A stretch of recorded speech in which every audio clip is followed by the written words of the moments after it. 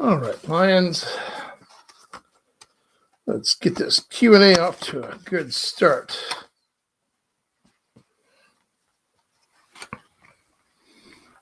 Okay. All righty. So that's running.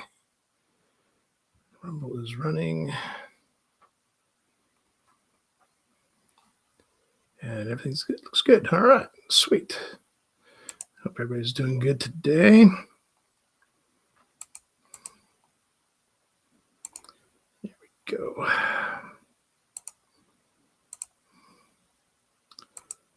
Now, where's the one I'm looking for?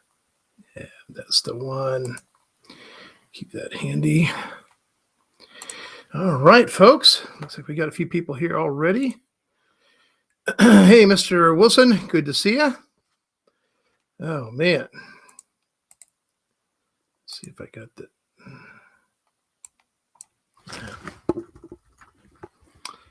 Hey, Barry. Good to see you too, buddy. Things are starting to happen. Oh, man. Nonstop fun and games. Hey, Ron. Good to see you. It's going good. We got more people on board for this whole write-in deal, and I'm going to get into that here in a second. In the meantime, I'm going to go ahead and make introductions real quick, and welcome to the Lion's Den, where people come for the meat of truth. It's the only thing you're going to find here. And my name is Paul Romero. I am the Oregon write-in candidate for governor, and it has been quite the road, and, well, got 1 month to go. Not very far away. The good news is it's plenty of time for this write-in campaign, and there's a couple of strategies that I'm going to go over that I really want people to pay attention to, okay? Now, you're going to see a lot of different candidates making their rounds, small little impromptu venues to relate to the local folk. And, I will meet and speak with anyone who wants real answers to their questions. I'll Zoom call with specific groups, and I'll have you covered. So if you know anybody, whether it's a church group, doesn't matter. It doesn't have to be at church. It can be just getting together, having an event, and getting a group of people to ask the right questions, but we also have other information available. But ultimately, people they got to contact me and let me know. And I do answer this phone. I answer it all the time. Okay. So time is ticking off the clock. So don't wait. Now, something of paramount concern to all Oregonian voters.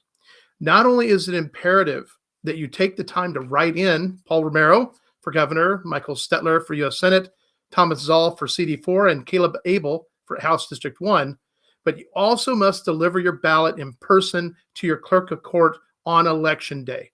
Why?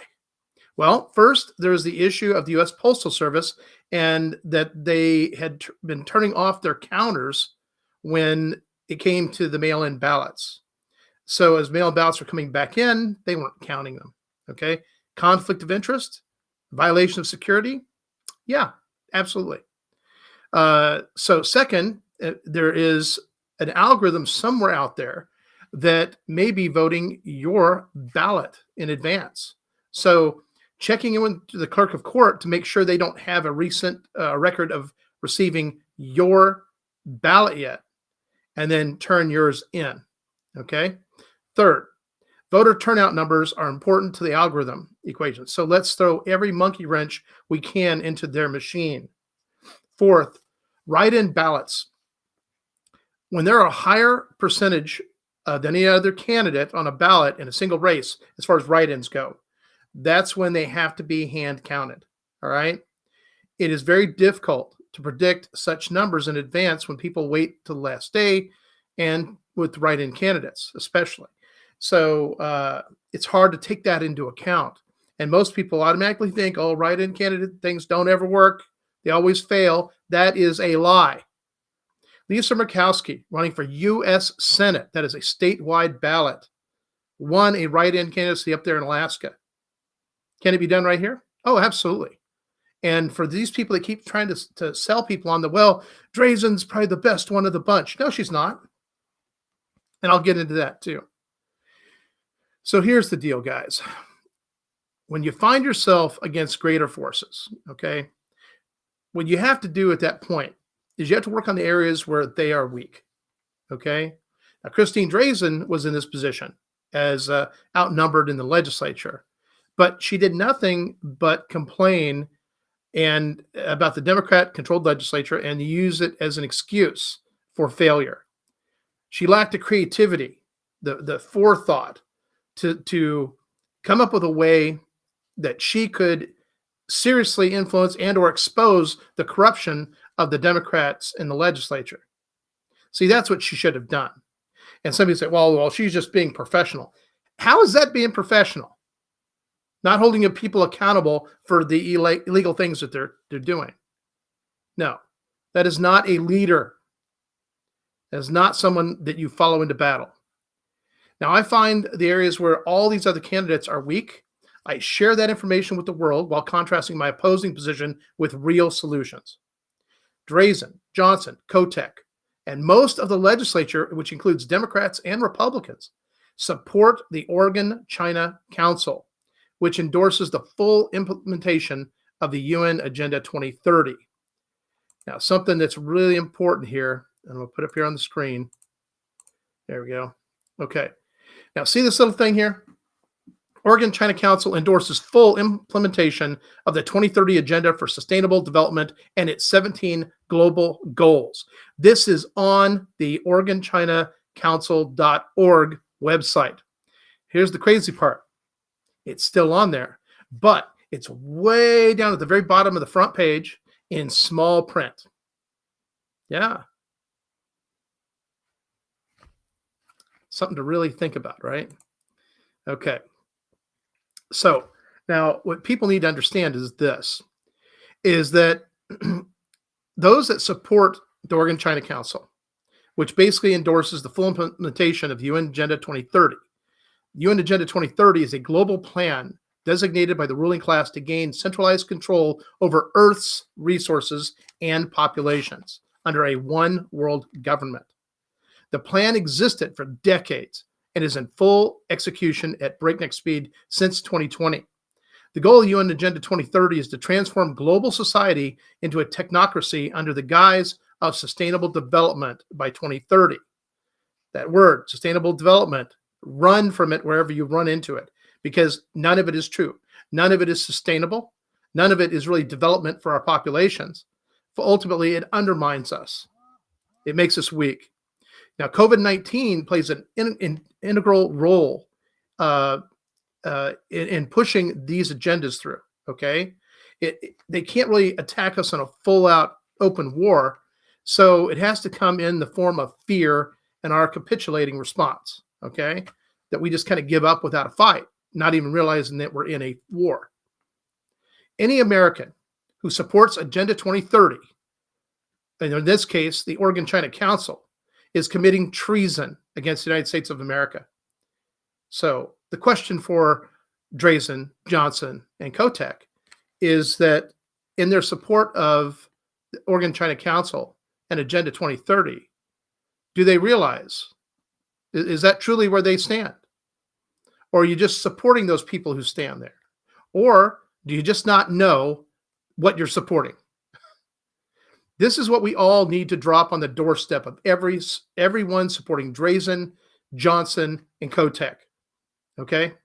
Literally, it's kind of like, in the words of the guy in the chair, sometimes you just got to put a bag of dog goo on their porch and light it on fire. And in a way, it's their dog's poop. Yeah. So light it on fire, guys. Challenge these candidates on these things. They're going to be all over the place. Matter of fact, Friday at 4:00, Betsy Johnson's going to be here in Roseburg at a brewery in downtown. And I believe Christine Drazan is supposed to be in Medford at like 8:30 in the morning. So I guess my question is, on Friday, you don't really want a whole lot of people showing up if you're showing up to Medford at 8:30 in the morning. It just strikes me as kind of a weird time while most people are working. So that's interesting. So let's go into a little bit of what makes the current Chinese incursions into the US and other countries so offensive. Well, they know they can defeat us, and they can't defeat us in a conventional war, okay, or any direct confrontation or conflict. But they can by stealing the ground from beneath our feet. And we have many people here in Oregon that have helped facilitate this. They are guilty of treason. Now, many say and think, oh no, they can't do that. It will never happen. Well, you're just a conspiracy theorist. Well, first of all, yes, they can. Yes, they are. And it is not a theory. It is a fact. It is a known fact. Resources make a country. So China's resources, it's really funny. They list water as a Chinese resource. Yeah, they do for like maybe hydroelectric power, their dams and what have you. But there's also a lot of polluted water in China. It's one of the problems they have. Then they have their agricultural land, which is a pretty good area. They've also been using and renting up land in eastern Russia. Okay. They do have coal, and they mine it and use it regularly. Apparently, they have a bit of gold. Of course, rice is part of their agricultural deal, and they're one of their baseline components of their diets: livestock, fish, minerals, oil, and natural gas. Now, we have all these things, but certain entities are doing all they can to restrict our use of our own natural resources, even here in Oregon. So China has no restrictions for what they do. As far as their carbon emissions, it's through the roof. It's like one of the highest in the world. But they push to restrict what we do. And these are people that are literally in bed with China, including Kate Brown and others that are supporting the Oregon-China Council, right? So China has no restrictions for what they do, but they push to restrict us. So this is literally another shot fired in taking over our country and state. There's one resource that is not mentioned: human organ trade, which brings us to Thalon Gong. Now, Falun Gong is an ancient spiritual practice in the Buddhist traditions, okay? And what it does, it actually combines meditation, gentle exercise, similar to yoga or Tai Chi, with a moral philosophy centered on the tenets of truthfulness, compassion, and tolerance, or in Chinese, Zen, Shan, and Ren. Now, Falun Gong practitioners aspire to live by these principles in their daily lives. They're also extremely healthy. In traditional Chinese culture, the process of perfecting and refining mind and body is called cultivation. Now, our modern language uses the word Qigong to describe it. Matter of fact, the VA here in Roseburg has a Qigong class for their veterans. It helps them in their health and well-being and what have you. Now, what differentiates Falun Gong from other forms of Qigong, or is its emphasis on one's morality and the cultivation of virtue? Now, would you say the Chinese Communist Party exercises ethics or morality in the course of undermining various countries around the world and their own people? Yeah, I think not. So, in more detailed terms, Falun Gong represents a direct and authentic connection to genuine traditional Chinese culture, which is very friendly. The Chinese Communist Party is not about being friendly. The ancients believed that through disciplined spiritual practice, a human being is capable of transcending ordinary existence. They sought a higher state of being, free of suffering and the illusions of the mundane world. Attaining such a state required moral rectitude, letting go of earthly desires, and the use of meditation practices to improve mind and body. Numerous disciplines arose, offering paths to spiritual growth. Many were quietly passed down over the ages from masters to disciples. Now, Falun Gong arises out of this lineage and is adopted by a modern lifestyle. The practice was introduced to the public in May of 1992. Now, the health benefits reported by people taking up Falun Gong are often immediate and many times dramatic, with some patients even recovering from severe illnesses. In addition, Chinese people recognize in Falun Gong an authentic representation of the spiritual traditions which have almost been lost after decades of communist rule. Now, this sparked a wave of excitement about the practice in China during the 1990s, and the practice grew rapidly across the country. By 1998, just 6 years after its first introduction to the public, official Chinese records estimated upwards of 100 million had taken up the practice, now making Falun Gong the fastest growing and most popular form of Qigong in Chinese history. Now, Chinese population at that time was about 1.27 billion. Today, it's about 1.44 billion. So, but why would the Chinese Communist Party frown on the Falun Gong group? Well, upon gaining a deeper understanding of the practice, it became apparent to practitioners and the Chinese Communist Party that the Falun Gong was not just another Qigong practice to improve health and wellness. Instead, the practice represented a rediscovery of the old good things of ancient China, as one grandfather and former Chinese official put it.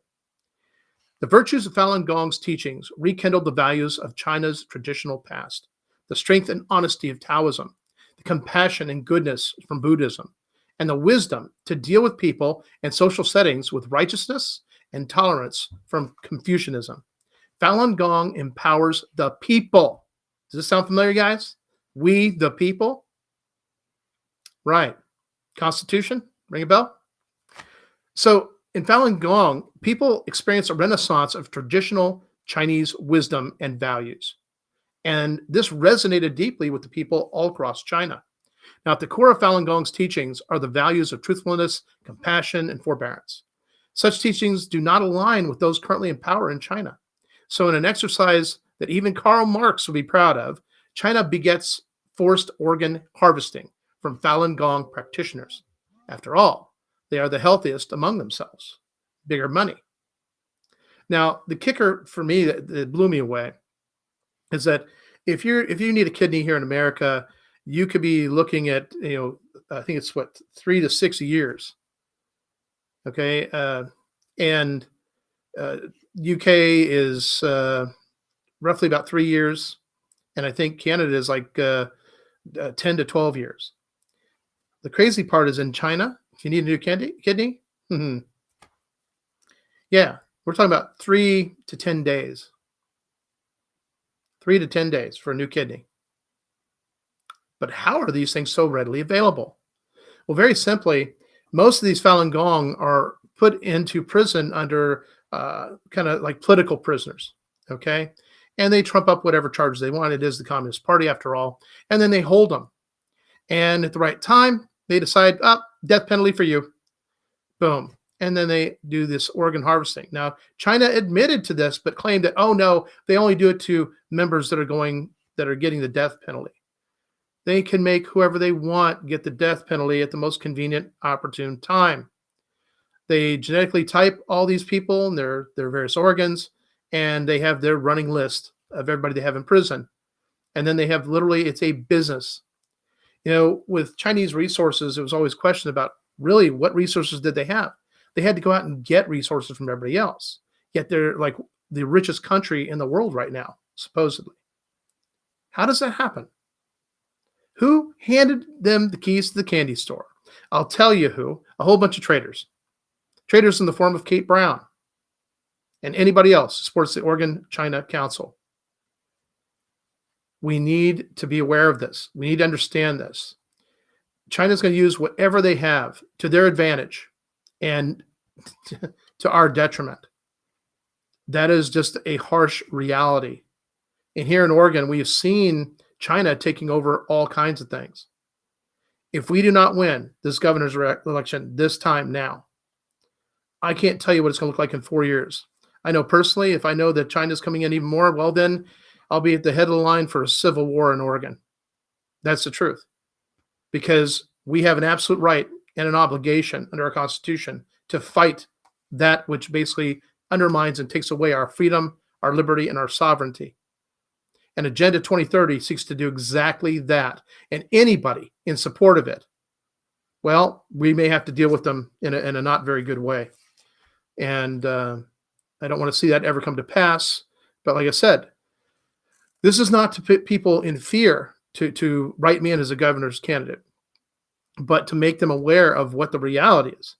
They can go research it themselves. You can go to UN website and go look up Agenda 2030 And you can go to the OregonChinaCouncil.org and read their stuff, even though they're trying to hide that information.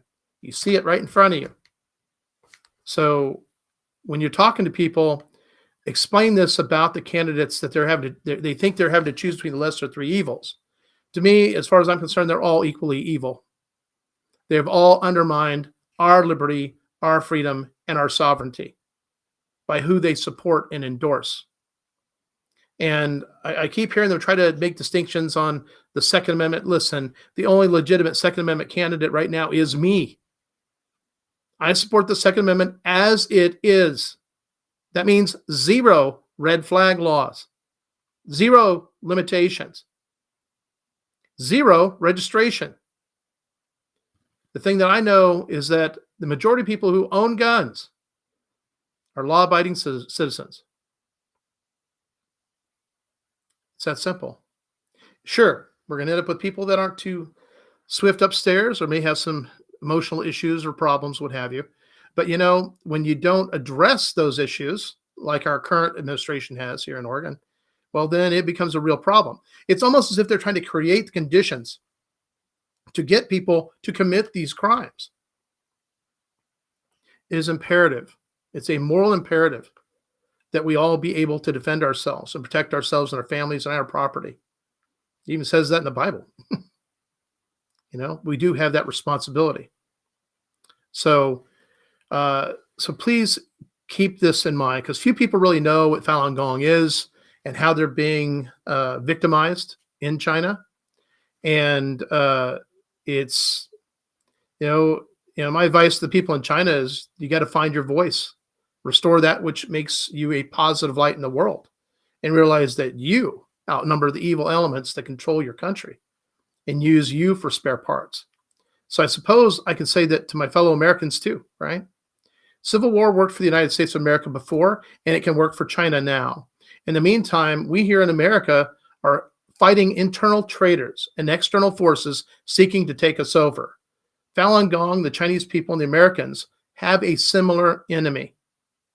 Think about it. The people have similar enemies here. My hope is that the Chinese people will truly take action against their government. They need to. They're being victimized. Their quality of life is not what it should be. And here in America, our quality of life is being chipped away, taken piece by piece. And at what point will we all put our feet down and say, okay, that's it. We are done with you. And we got to fix our own government. The easiest way to do this, guys, is to elect a new governor that will actually stand for the people. And with my contract with Oregon, somebody says, well, how do we know you're going to keep that contract with Oregon? Are you kidding me? Listen, guys, I told you one of my goals is to be able to walk anywhere in Oregon at any point in time without security, because I'm doing the job that I'm holding true to my contract with Oregon. I want that peace of mind. I want to be able to sleep that well at night. So that's how I guarantee it. And beyond that, you just got to trust me. I have not come this far and done this for this long to just go, oh no, psych. That's not the case. This is built on Oregonians. This information and stuff came from Oregonians. Some of these ideas in the contract with Oregon came from Oregonians. I have to stand the ground. I have to walk the walk and talk the talk. And that's exactly what I'm doing. So, I will add that in my travels and self-education, I've found many beneficial things from many different cultures. Now, some of those things overlap. Some appear original, but they're beneficial to a united human race. We can still have our different countries, governments, and borders, but we should all embrace the fundamental and positive aspects offered by all of humanity. They say our differences make us human. Well, so do our similarities. We can be united, just not under a new world order, because those that seek to rule us are not the people that we can trust, and they are not the people that actually represent us and our well-being. So the question for everybody is, how big a war do you want to fight? Do you want to fight the war at the ballot box, or do you want to fight a real war? I'm going to go to the ballot box at this point, but just know I'm prepared for the option if it comes to that. We have to be cognizant of the environment we find ourselves in and the reality that's around us. And I've had people insist that all these people don't support the Oregon-China Council, that they don't, or they aren't against the Second Amendment. Oh, they voted for this that was positive for the Second Amendment. Yeah, but what about the rest? They voted for cap and trade. They voted for the new Green Deal. They supported these things. Kate Brown, executive order, cap and trade. It's illegal. She can't do that. But Attorney General won't hold her to it. So the Attorney General must be held to account. These are the things we have to do. This is how we all step up. And again, the Oregon-China Council endorses the full implementation of the 2030 Agenda for Sustainable Development and the New World Order and its 17 global goals, also through the use of the COVID-19 vaccine, which fundamentally comes into depopulation. If there's less of us to fight, it's easier for them to win. So please remember that. All right, so let me take it back here to our commentary, and we'll get into the Q&A side of things. All right, Miss Loma's in the house. All right, she's not in Facebook jail. Congratulations. Is this your 5th day out? Hey, Bill, good to see you, dude. And Terry, the time of the fall. There you go. Hey, LD. Oh, thanks for the. Yep. Like I said, I clean up okay, you know. And my lovely lady, the model, she knows exactly what I should wear and how I should wear it. See, it looks like Bill Green offered something with regard to in the Bible on Facebook, huh? Let's see. Hey, Bob. Hey, good to see you, dude. Hey, Bob, you and I need to get on the phone. So if you got some time this evening, I'll give you a call as soon as this is done, okay? Miss Carol, good to see you. And we got Terry Jones in the house. That's Jace's mom. And Miss Sherry, she brought to my attention that Christine Drazen was going to be in Medford on Friday at 8:30 in the morning. And I could put that information out too on Facebook and Telegram. Hey, Pat and Teresa, good to see y'all. And Miss Dina Duncan, she's been busy in Prineville in Central Oregon, getting information into people's hands about the contract with Oregon. And something else I'll be sending out to a whole bunch of email addresses that I have is it's kind of my letter that details my approach to abortion and what I'm going to do as governor. And understand, I'm not going to make abortion illegal. I'm not going to take that away from people. But there's a whole lot we can do that will eat most of the elephant of abortion. Because, see, everybody else is just saying anti-abortion, got to kill the law, make it illegal. Yeah. Okay. What have you accomplished in all the time that we've been saying that? Goose egg. Nothing. Therefore, what I'm offering is another way to accomplish the same task that comes from the voters. Yeah, let me tell you what. It's amazing what you can do when you come at things from another point of view. I think there was a point of view gun in that movie, Hitchhiker's Guide to the Galaxy. Boy, don't you wish you could hit a few people with that gun, right? Yeah. That way they can know your point of view instantaneously. They go, oh, whoa, shoot. Yeah, I didn't understand that. Okay. Enlightenment. All right. Hey, Miss Shayna, Miss Stillian's here. And just to let y'all know, and because you're going to see Angela Height out there insulting a one-letter typo on some signs that were made to promote my write-in candidacy. And the simple fact is this: mistakes happen, okay? And the good news is everything was submitted correctly, just a misprint at the printer. That's it. The good news is it was a simple fix. Little sticker on the end, cover that up, done, good to go. But in the meantime, the petty people out there, and when I say petty, I mean they're even worse than petty. That's what they do. Now, what's really strange is this. These people have been so dead set on preventing myself from being on the ballot. And then, of course, Secretary of State Elections Division got involved as well. And it's like in the course of what they did, and now, of course, I've been giving them all the credit that they are due. And we have a wanted poster coming out for each one that's going to detail all the things that they're actually guilty of. Okay. And just, hey, don't make them famous, make them infamous. Tell the truth. They could try to take me to court, claim defamation. No, I made statements of fact, statements of truth that can be backed up by witnesses and all kinds of photographic evidence of their own statements in public. Okay. So all I can say to all of them is this: enjoy. You reap what you sow. And I'm going to make sure you reap it. Yeah. Yeah, write-ins do win. He gets right in. Mickey Mouse still at 37. Well, hopefully, Bill, you can get him to write a couple different names in there this time. Sometimes a hammer works much better than a thumb.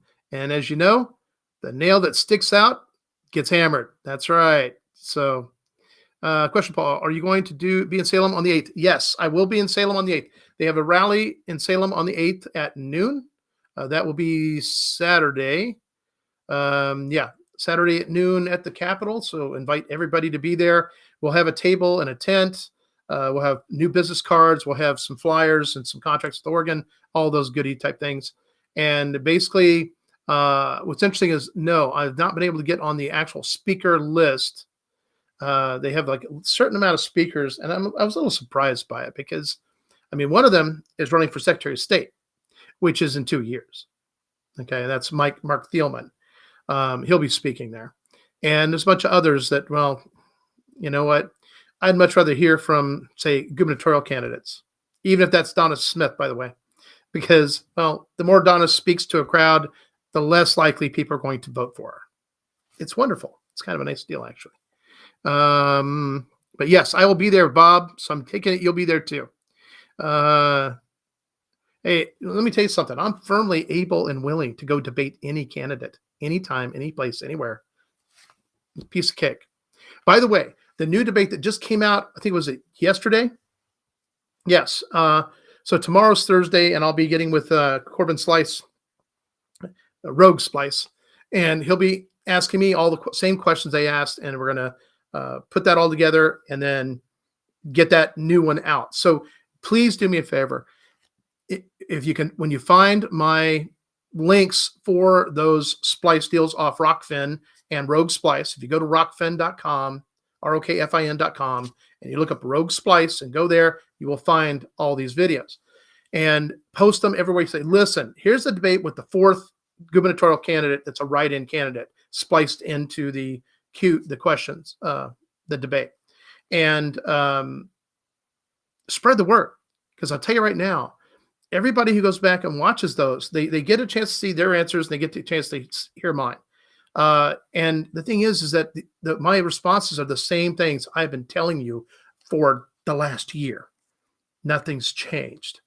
Okay. We're getting more information, more little details here and there, but beyond that, no. Fundamentally, we stand in the same place we stood before. Okay. All right. Oregon needs triage, not just not first aid, Drazen bandage. That's right.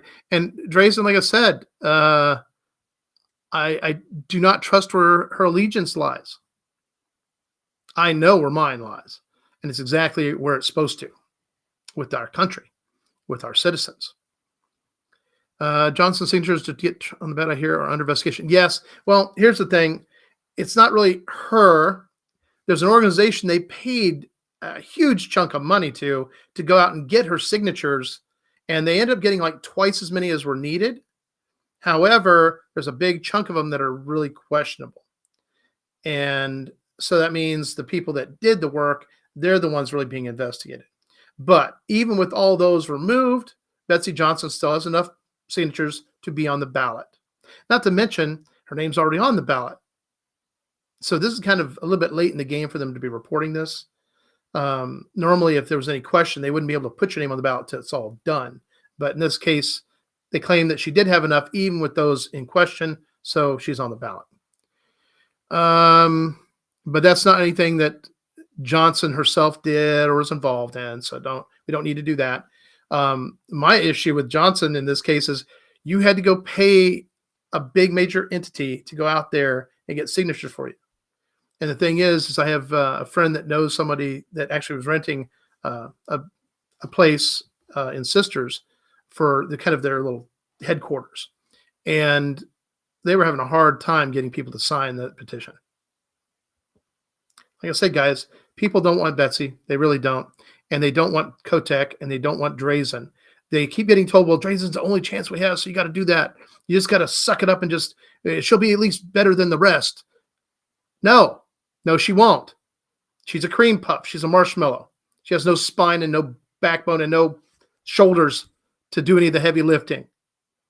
She lacks the intensity to actually deal with what we're dealing with. Do you think China is concerned about her at all? No. Would they be concerned and worried about me? Oh, heck yeah.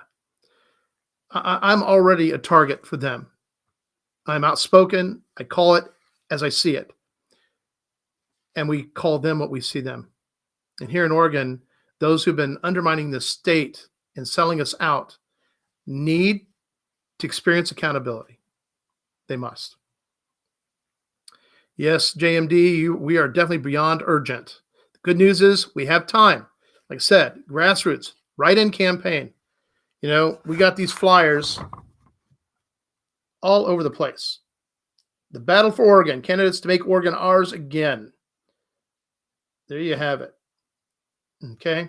And like I said, I send these out to people all the time. They're printing out their own copies. They're sharing them with people. It's just how we have to take an active role in this effort to save Oregon. Thank you, Bill. Let's see. Oh yeah, Tina Code. Listen, she is just. Oh, I listen to these. I hate to have to watch them. I really do, because I'm just like, these people. Number one, are obviously not talking or listening to the people. Number two, they are full on delusional. Number three, they've offered no real solutions. They just talk about, yeah, this is a problem, and when I'm there, I'm going to do something about it. Well, you were in the legislature. Tina is a speaker. It's a good point by Drazen, the fact that as speaker, what has she accomplished in all these things she says she's now going to work on as governor? Yeah, somebody needs to knock that boy band haircut off her head. Hey, Miss Tammy, good to see you. Let's see.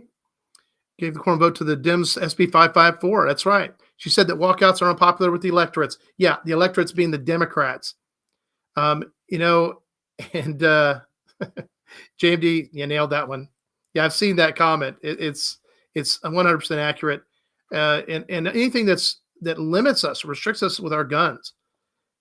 When we have guns, we do the best we can to keep everybody safe in regards to them, because they are our protection. But to take them away from us, hey, let's see. Did you know, a country like Ukraine, for example, their people can't really have guns.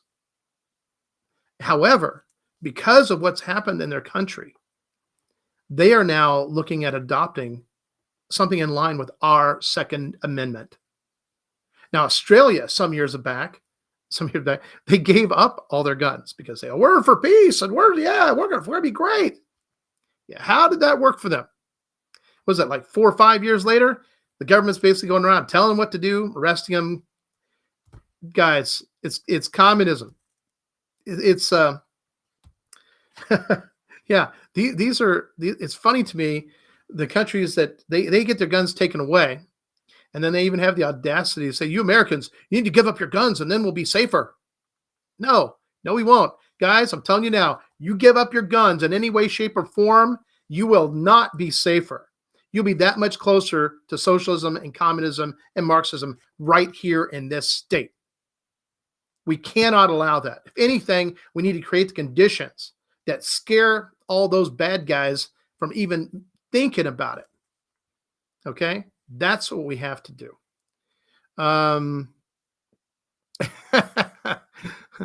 JMD says, supporting Drazen is dope, meaning someone that ignores common sense and regularly makes stupid mistakes. You know, like I said, guys, if common sense were common, we'd all have it. And I keep running into people that they're saying, oh, you're going to split the vote. And I say, okay, so here's what you say when Romero's going to split the vote. No, I'm not. The vote is already split 3 ways. That's how it is. And if you look at the polling, which you can't really fully trust the polling, they may be trying to make Drazen look like she's winning, but Kotek is still close. And remember, Dominion and all those little manipulating things for our ballots can do anywhere from 2 to 10%. So, yeah, they can fix that race. Unless we talk to a whole bunch of Democrats and say, guys, really? Is this really what you want? And the answer you're going to find is no. But they want an option. But they don't want a Republican option, even though that Republican is leaning on their side. They want something else. They want more details. And then they're going to ultimately want results. And I'm a result-oriented guy when it comes to that in a big, big way. So, cognitive dissonance. And then, of course, now we have the Romero derangement syndrome. And I'm sure you've witnessed it in a few of the rooms that are out there in Telegram. And all I can say is stand your ground. Guys, I'm not a criminal. I don't have any DUIs. I've never been arrested. Nothing illegal. And you're going to hear people like Edward Renfro that what's funny is this guy should be running his own election. He should be campaigning for himself. And all he's doing is bad-mouthing me. Oh, he's under investigation. The Attorney General and the FBI and I don't know what other three-letter agency is going to throw at me. First of all, in order to be under investigation by them, I have to actually have committed a federal crime, which I have not. And at some point, I will find out what my total fine is for late reporting in Orstar. But the good news is it won't be more than 10%. And it's an administrative fee fine. It's not a criminal thing. Okay? So I'm still in bounds. All righty. I had somebody at one group, they were trying to ask me, well, what about this? What about that? And all these, tell those people to bring evidence. They don't have any. Nothing. So, Laura Ma Barker, and her little gang of misfits, yeah. They're full of convicts, people with excessive DUIs. Yeah. It's these people have no credibility themselves in any way, shape, or form. They do not normally walk in the light. And that's all I've done. I've been as transparent as possible. I mean, above and beyond. And I've shared so much information with people, but that to me is my responsibility as a project manager. I can't expect people on the team to do a good job or do the right thing if they don't know the truth. You got to share the truth. All right, Bill, we'll talk to you later, man. Let's see. Barry pulled in 11 eggs from his hens today. All right. One is a fairy egg. Does that mean smaller? Yeah, maybe in like a little extra bonus. Yep. Haters going to hate. You're right, Bob. Truth is their consequences. Amen. Okay. This one's from LD. Paul is one of the few men that I have ever known that has actually kept his word, and what you see is what you get. He doesn't pretend to be someone else, and he will give his last breath to defend this country, the Constitution, and the American people. Amen to that. That's who I've always been my whole life. Let's see. I appreciate that, LD. I do. But let's not make that happen. And don't worry, guys. I'm my own lethal weapon. Okay? Yeah, Bob, I can call you after 10. No problem. You got it. Let's see. So Coffee with Christine starts at 8 a.m. Is 8 a.m.? I thought it was 8:30 on the little flyer that was sent to me. 8 o'clock a.m. And if you want, Sherry, if you could just go ahead and post that information on here. So anybody over in Medford or Central Point might want to go attend. And if you're going, let me know. We'll give you a few questions you can ask her. Yeah. All right, Deb. We'll talk to you later. Let's see. That's awesome, guys. Let me tell you something. So many people pray for my wife and I can't tell you how good that makes us feel. And in our home, we've been actually doing the fall cleaning in our house, and that's top to bottom, the whole 9 yards. Kind of the Navy field day for me. I like that. I enjoy that. Let's see. All right, what else we got? 5 dozen eggs this week. All right, man, Barry, I wish you lived closer. All right. Let's see. Oh, and Shauna, and they do have corrected signs too. And if you have a sign that needs correction, they have a sticker for that. So kind of like they have an app for that. There, in this case, it's a sticker. Sherry's been posting on Truth Social all the memes and videos and tagging President Trump. I really hope he views all his tags. Well, I hope Mike Lindell and all these guys contact me, because I'll tell you what, we've been doing this for a long time. We didn't just pick up one morning, go, you know what, I'm gonna run for governor. Yeah, okay, I can do this. No, this has been long, well thought out, studied ad nauseum, and my desk looks like a real big paper bomb went off. Oh yeah. I got to do some filing this week too. Hey Dale, good to see you, man.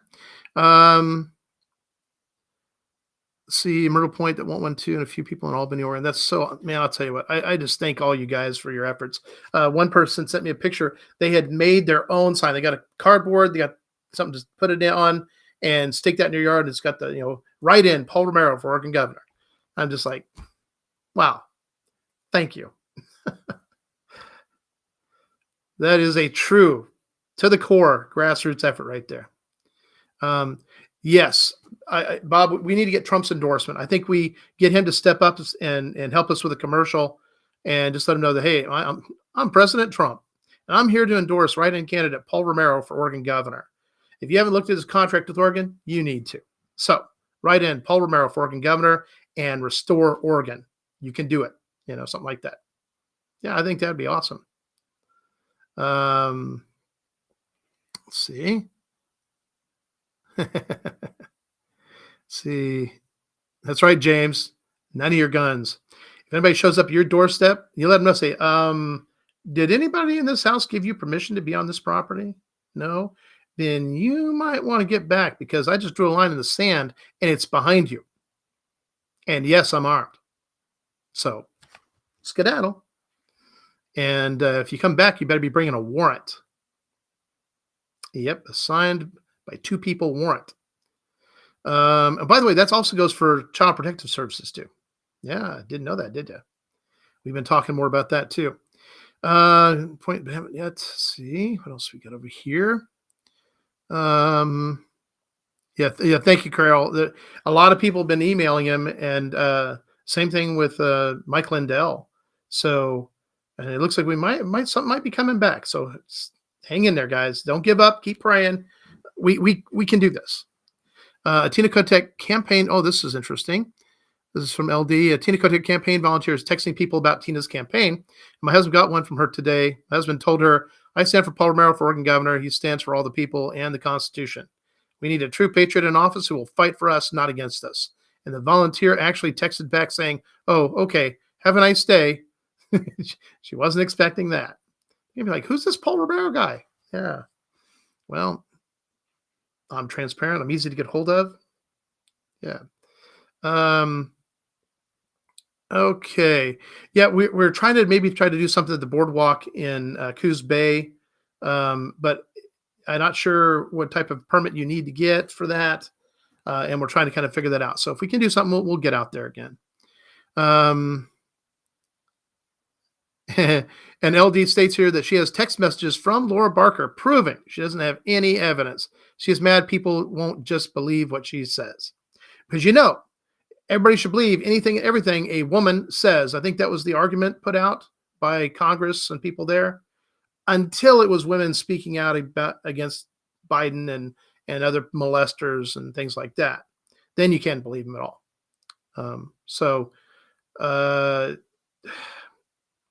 Rules for thee, not for me, unless it's convenient. Remarkable.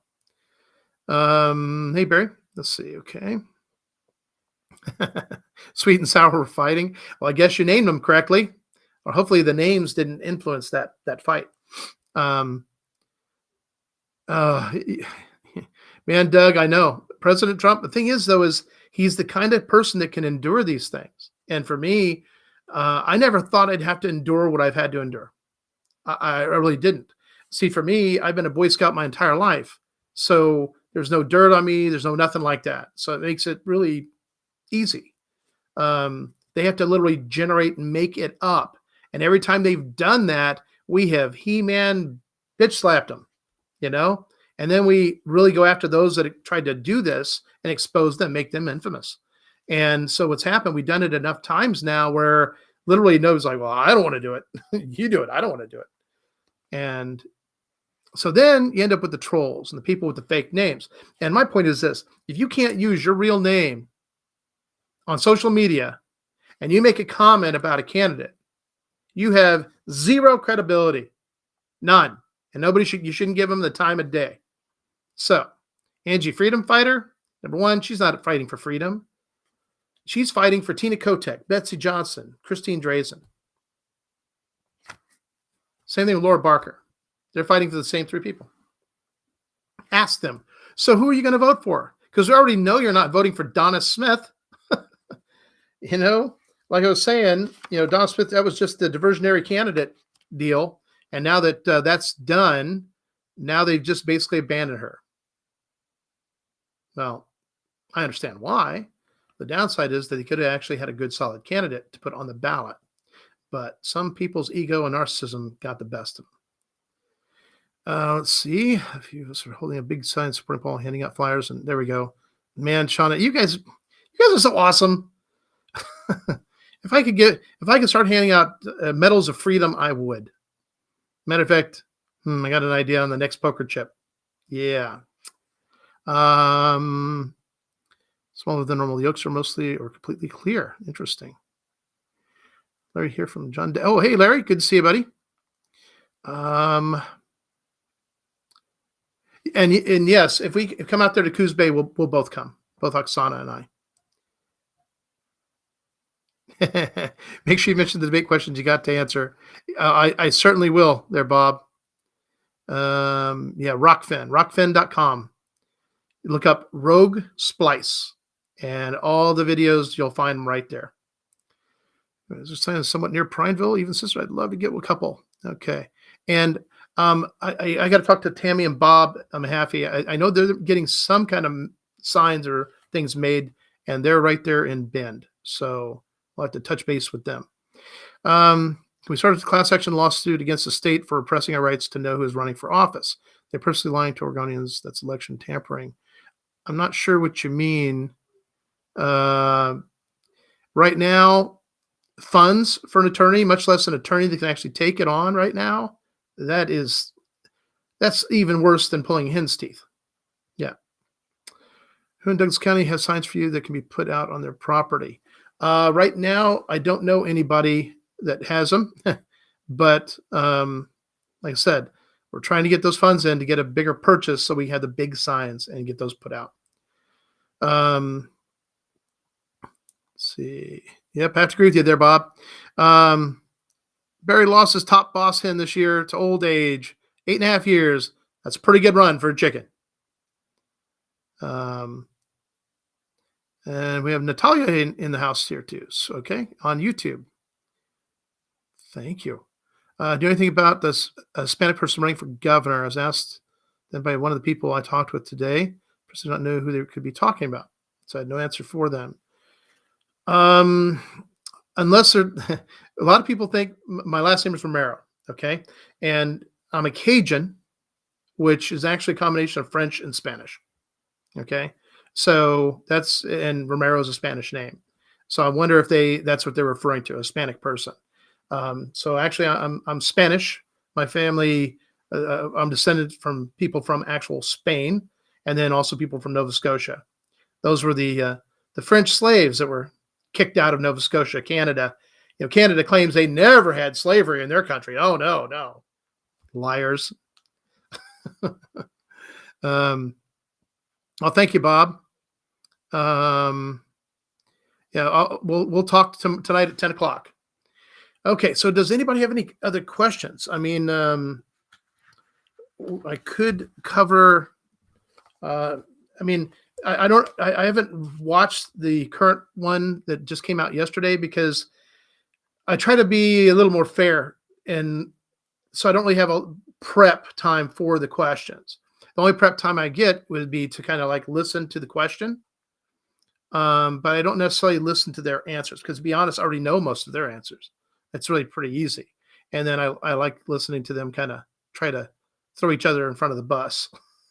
The problem is, in throwing any one of them under the bus, they actually throw themselves under the bus. It's remarkable. Um, but I don't think anybody has any signs here in Roseburg right now. Who's my favorite superhero? Um, well, you never seen me and Captain America in the same room. Yeah, I think Captain America. I go for that one there.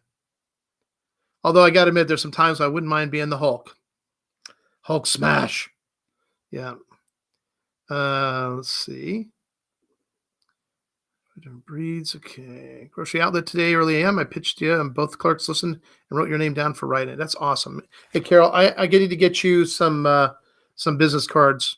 So I think I have your address. So I'll see if I can't put that together tomorrow morning. What would you say to someone who says, "Who is Paul Romero? I've never heard of him." What would you say to them? Well, number one, he exists. Number two, he's taken an awful lot of time over the last couple of years to basically meet and know the people, their primary issues, and actually come up with legitimate solutions. Not just a solution, but multiple, especially in the case of water, things like that. And if they just take the time to read my contract with Oregon, it's on my website, romerofororegon.com, just read it. Say, listen, go read his contract with Oregon, and then you tell me what you think. Go read about who he is, what his background is. It's all there on the website. Boy Scout, U.S. Navy, all the things I've done in my life. It's all there. So kind of in bullet format, so it's kind of tight, but it's still, it's enough information to know something about who I am. The other thing is I got so many lives. I got so many videos. I've been doing 2 a week for almost a year and a half. Yeah, that's a lot. And I've answered every question, covered every kind of topic. You wouldn't believe it. But it's too much for anybody to go back and watch all of it. But we're going to at some point go back through and find like key ones that people really received well. And back in the beginning, when I was doing the Facebook Lives, I was actually hitting over 160,000 views. I know, isn't that crazy? And the day it happened, the first time I think I broke like 40,000 views. And I was just like stunned. I couldn't believe it, right? And I was telling my son John, I said, John, yeah, one of my lives, I hit 40,000 views. He goes, oh, no, Dad, no. You're up to like 60, 65,000 views. I'm like, excuse me? Yeah, I was, 2 things stunned me. Number one, that it jumped almost 50%, but also that my son had been following it, was paying attention to it. And then that particular one actually, I think, hit like 140 to 160,000 views before they killed the algorithm. And since then, well, you see the watchers we have now. It used to be I'd have a couple hundred people actually watching. So again, people, when you have people come to the Facebook page, please have them get notifications, click the bell, subscribe, all that good stuff.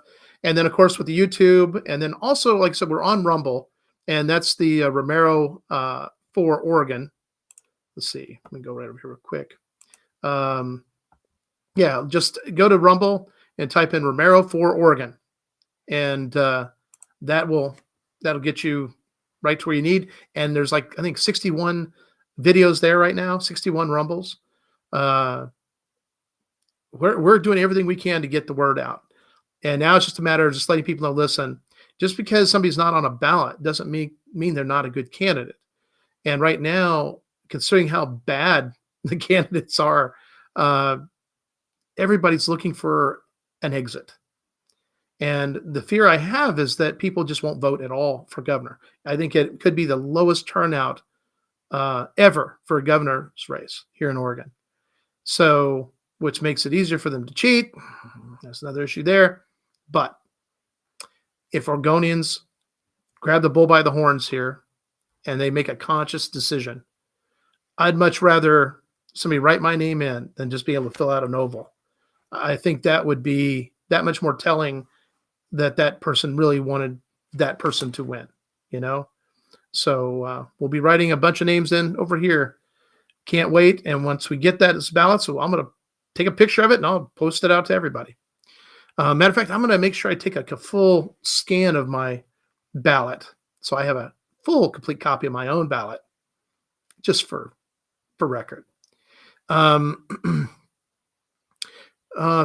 Robin, that's what I tell them for now is you just got to get information in their hands. So the website, romerofororegon.com.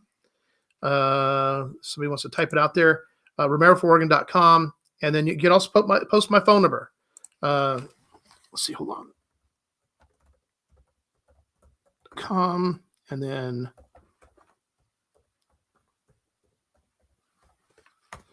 my phone number.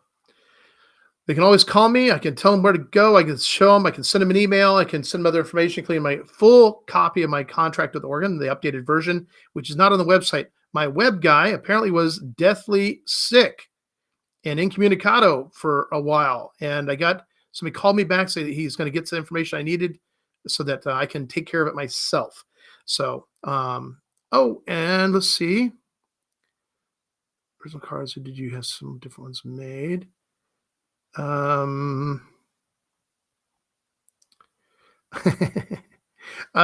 Kathy, internal polling costs money, and they're not going to include me on their polls because the last thing they want to do is give any attention to me. So here's the other thing we run into. You have like Bill Meyer, right? He's a nice radio guy, and he's done pretty good reporting. He's been asked to interview me, and he has yet to do that. So he's literally participating in the whole not bringing the attention away from Drazen, right? Or the other candidates. So in a way, that's influencing this race by not exposing the public to all possibilities. Same thing with the Rob Taylor report. And of course, Lars Larson. Yeah, we've contacted their manager a couple times and nothing's come back. And like I said, we're working on the funding so we can actually get some billboards put up in Salem and Portland, the things that everybody sees all the time. Yes, I know we got to get some yard signs everywhere, Kathy. We have, Lake County and Deschutes County and Coos County, individuals there who have all taken it upon themselves to just go get signs made themselves. And then they're spreading them out wherever they can. Michelle, hey, Michelle. Awesome. Okay. And by the way, Michelle Latourette, she sent in a letter to me, an email, where she explained how the Lawfare ammo had helped her. And I'll tell you what, that just really kind of choked me up.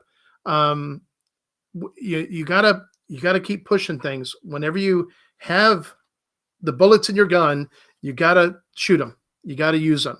And she and her husband, and at their school, they used them to great effect. It worked in a big, awesome way. And right now, there's another gal that I helped with the VA.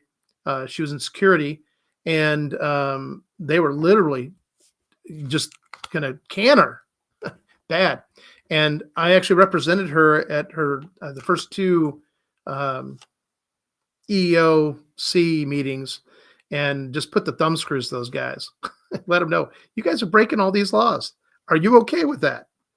You understand that you're now violating her civil rights, and as such, you all as individuals can be sued by her, and she'll win. And they're all like, "Yeah, okay." Deer in the headlights. They weren't too sure what was going to happen there, but that's going really well. That's being won, but it has been a long process. We're talking about, I guess, since probably November of last year, October or November last year. So we're coming up on a year for that whole process, but you got to be tenacious. You got to document, and don't miss anything. Yeah, I have original business card, but I have some new cards, and offhand, I don't know if I have one handy here. But the new cards have the yellow poker chip. And they're kind of like what I call the write-in cards. And I don't know why I don't have one here handy. Ah, there we go. Okay, so you're probably familiar with this. Make Oregon ours again. Okay, so there's that, right? And then the new back. Right in Paul Romero for Oregon Governor, U.S. Navy veteran, America First candidate. You got the wanted Uncle Sam. Right in Paul Romero for governor, make Oregon ours again, website, mail donations, and then there you go. So that's what the new backs look like. Um, gosh, I got about 5,000 of those in, and probably gonna have to get some more here soon too. So, but the original ones still work. They're all the same information, still good. So don't worry. But yeah, Michelle, I'll do that for you. Let's see.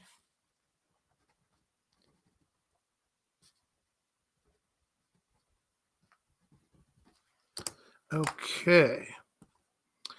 Excellent. Thank you so much. I'm so glad things worked out for you guys, job and school. Um, Sister lives in Grants Pass. All of them have argued with me about splitting the vote. Ugh.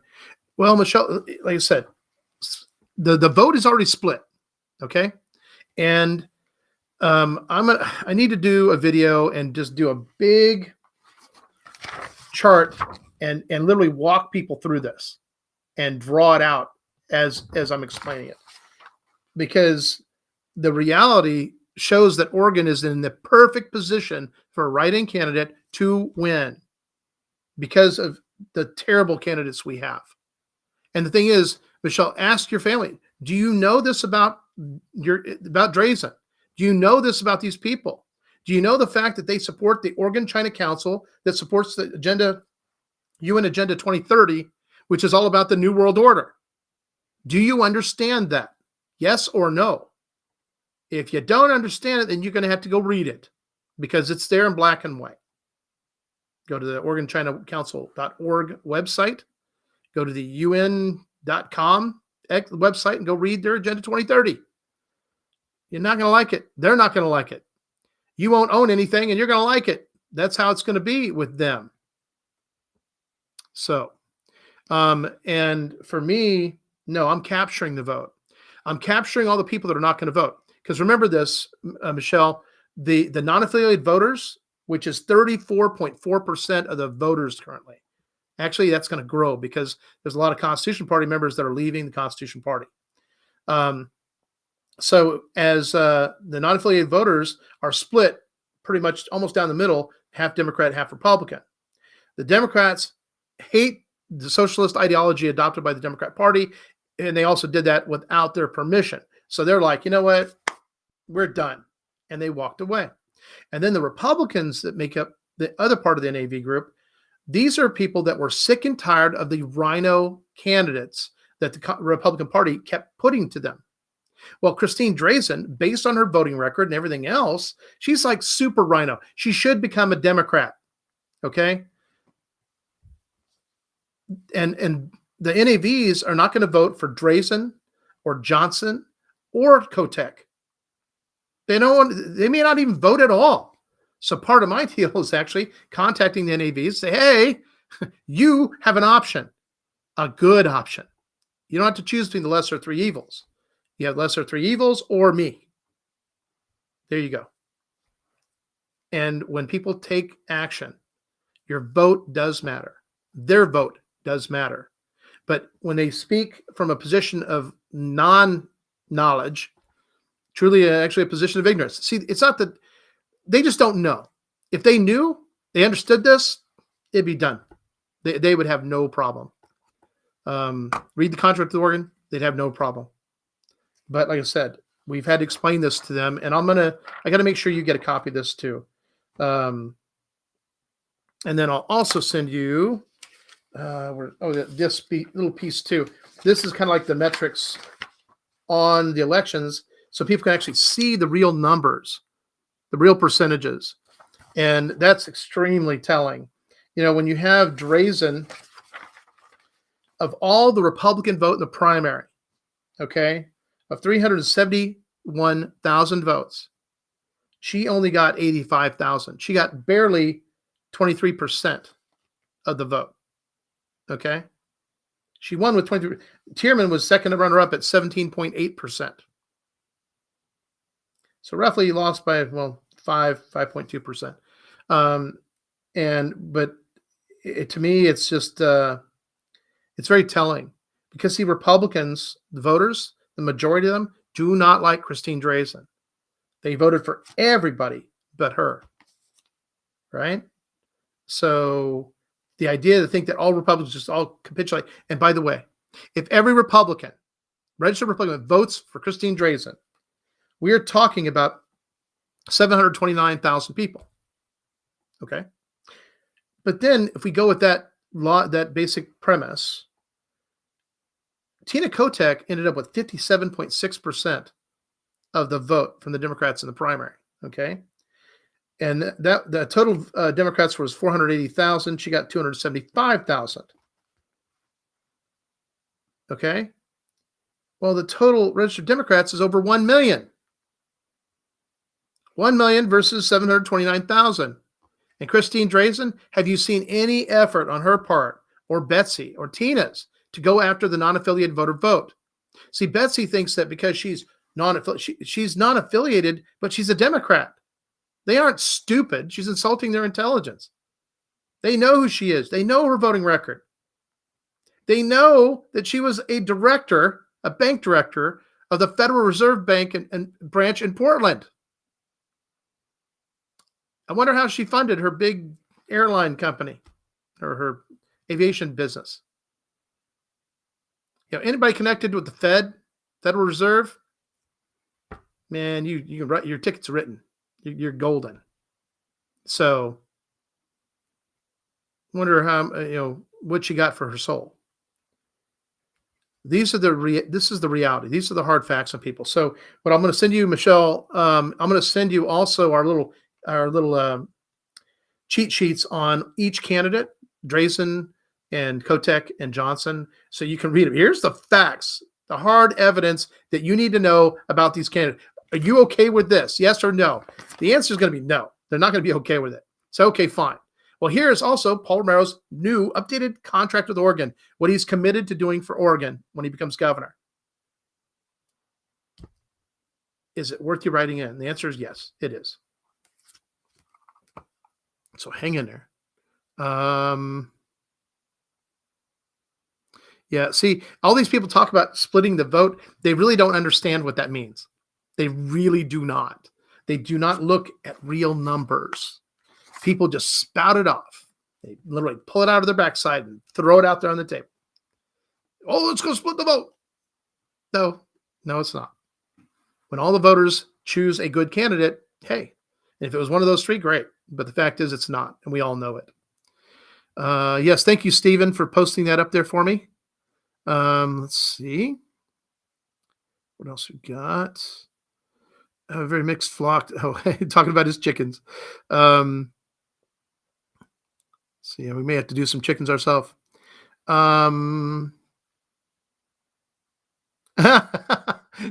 Dina, oh man, wow. Man, that must have stung. I got to share this with y'all. Okay. So, Angie Height was posting and complaining about the misspelled signs for my write-in candidacy. And then Dina asked her, well, where are your party signs? And she's referring to Donna Smith and the Constitution Party of Oregon. Yeah. And remember, Donna Smith is a federal election law, well, a state election law violator, in that she was a registered Republican in 2022, did not change her party status until May 27th of 2022. She voted in the Republican primary. She registered as a write-in candidate for Republican PCP and actually won. And that was all in the same cycle as the Constitution Party. And the way the Constitution Party bylaws are actually written, she can't run as a candidate. Matter of fact, most of the candidates that the Constitution Party of Oregon have put up, with the exception of Edward Renfro, he's the only one that is legitimate. All the rest were Republicans. All the rest voted in this year's Republican primary. Now, here's the thing. If you vote for a federal race in two primaries, that's a federal election law violation. But here in Oregon, the simple fact is you can't vote twice. That's a rule. Yeah. And that's what they have basically done. But they've also done it where they become a candidate.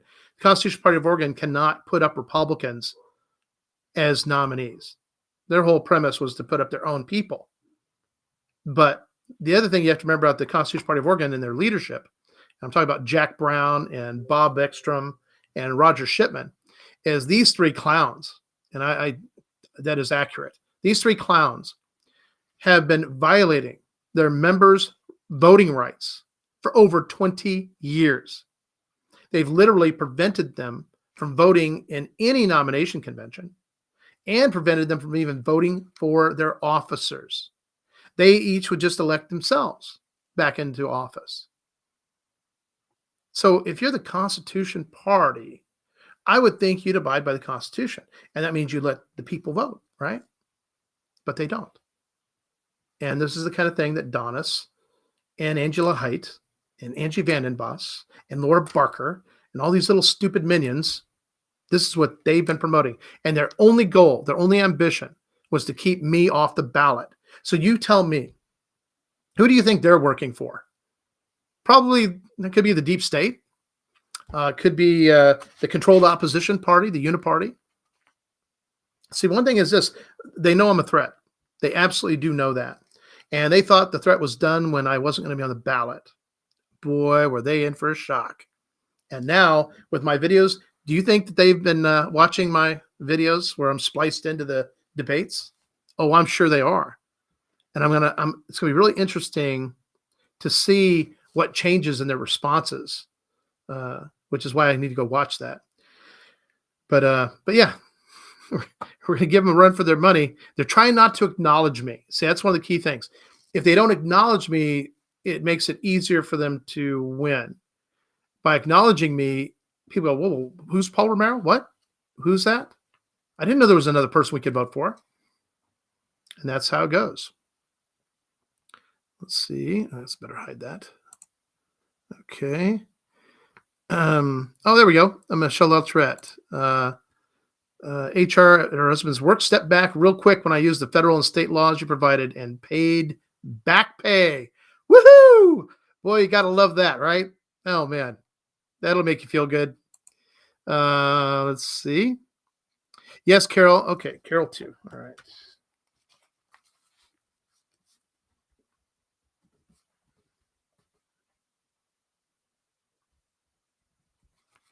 No problem. Yep, I'll be sending an email here. Good one to Shmai Fagan. Yeah, there you go. Okay, let's see. Man, well, Michelle, I hope they watch them, because if they do, they're gonna be like, I didn't know all that. See, that's one of the problems. There's so much that people don't know, or they just trust one person that tells them something, and they just go with that. People get a little lazy, you know. Dim in sheep's clothing. Well, here's the thing. Go have her. You know what? I'm going to send you, like I said, I'll send you the complete breakdown on Tina Kotek and all the stuff that she's guilty of. And it's like, ask her, you support this? Really? Because I need to know if we need to like remove you from the family. Yeah. Okay. Because it's like, if you support this, we're going to have a problem, because see, you're infringing on my rights if this is the kind of crap you support. You know, the dress I saw at Trump's last rally and sent your website, tell me you're hoping would be, man, I'll tell you, James, at some point we're going to get a breakthrough. I firmly believe that. Christian, will you be able to question them? And what would you ask them? Oh, Violet. Okay. Actually, the questions I have, I actually would ask all three of them. And there's really two main questions. One is, why do you support the Oregon-China Council that supports the UN Agenda 2030, New World Order, through the use of COVID-19 to accomplish the 17 sustainability goals that they've established? Yeah. By the way, there's no good answer to that. The only good answer is, oh, no, I don't support that at all. Yeah, but you've been supporting it. So what's that about? I don't support that in any capacity, period. And one of the first things I'll do as governor is the Oregon-China Council will come to an abrupt halt, an end. There's no legitimacy to it at all. None. It does not benefit Oregonians at all, or Oregon. it does sell us out to the Chinese. You hear about the Chinese buying up farms and ranchers, water rights, rental properties. We all should have a problem with this. But our governor doesn't. Our legislature doesn't. They're not screaming holy murder, right? They should be. And then when you go on that website, OregonChinaCouncil.org, go look at the photographs, the pictures, man. Go look at some of the Republican legislators that are in there hobnobbing, rubbing elbows with all these Chinese guys. Yeah. Yeah. Yeah. Okay. So that's question one. Next question would be, they all stated publicly that they have no intention to change the current tax structures of Oregon. In other words, all the taxes we have now, they're still going to have. However, what they're not telling you, and this is the question, well, then if that's true, number one, I'd like to know why you're not going to lower taxes and fees and what have you. That just seems wrong, especially when you have this excessive amount, billions of dollars as a kicker that you guys don't want to give back to us because you're like, ooh, how can we spend that money? Yeah, we understand that greed, okay? Because that's what they're doing.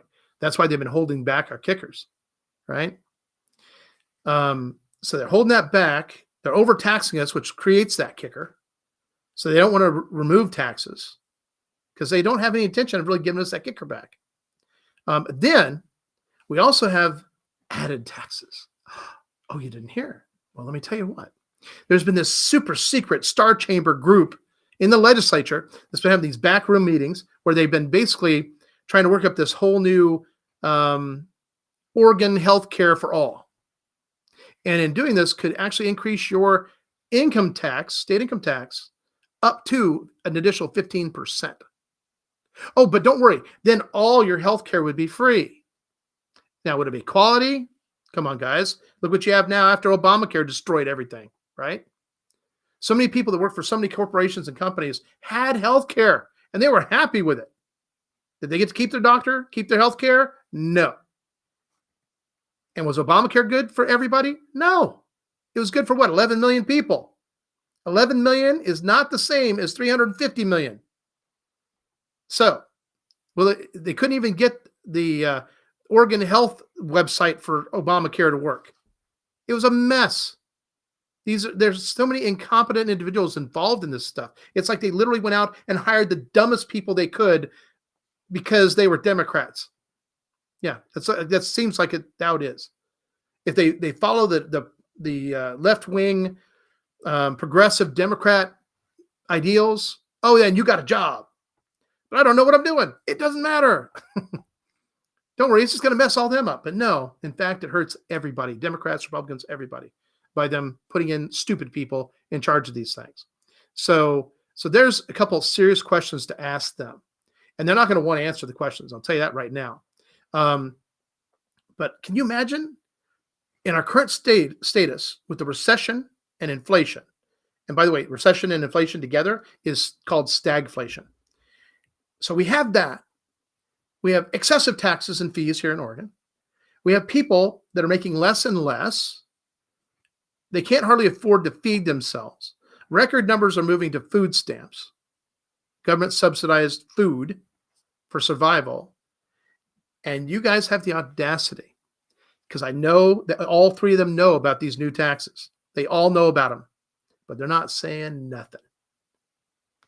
That's disingenuous in itself. So, but here they are. They have no intention of reducing your taxes. And then, of course, for me, we got to do a full audit across every department, every agency in Oregon, everything.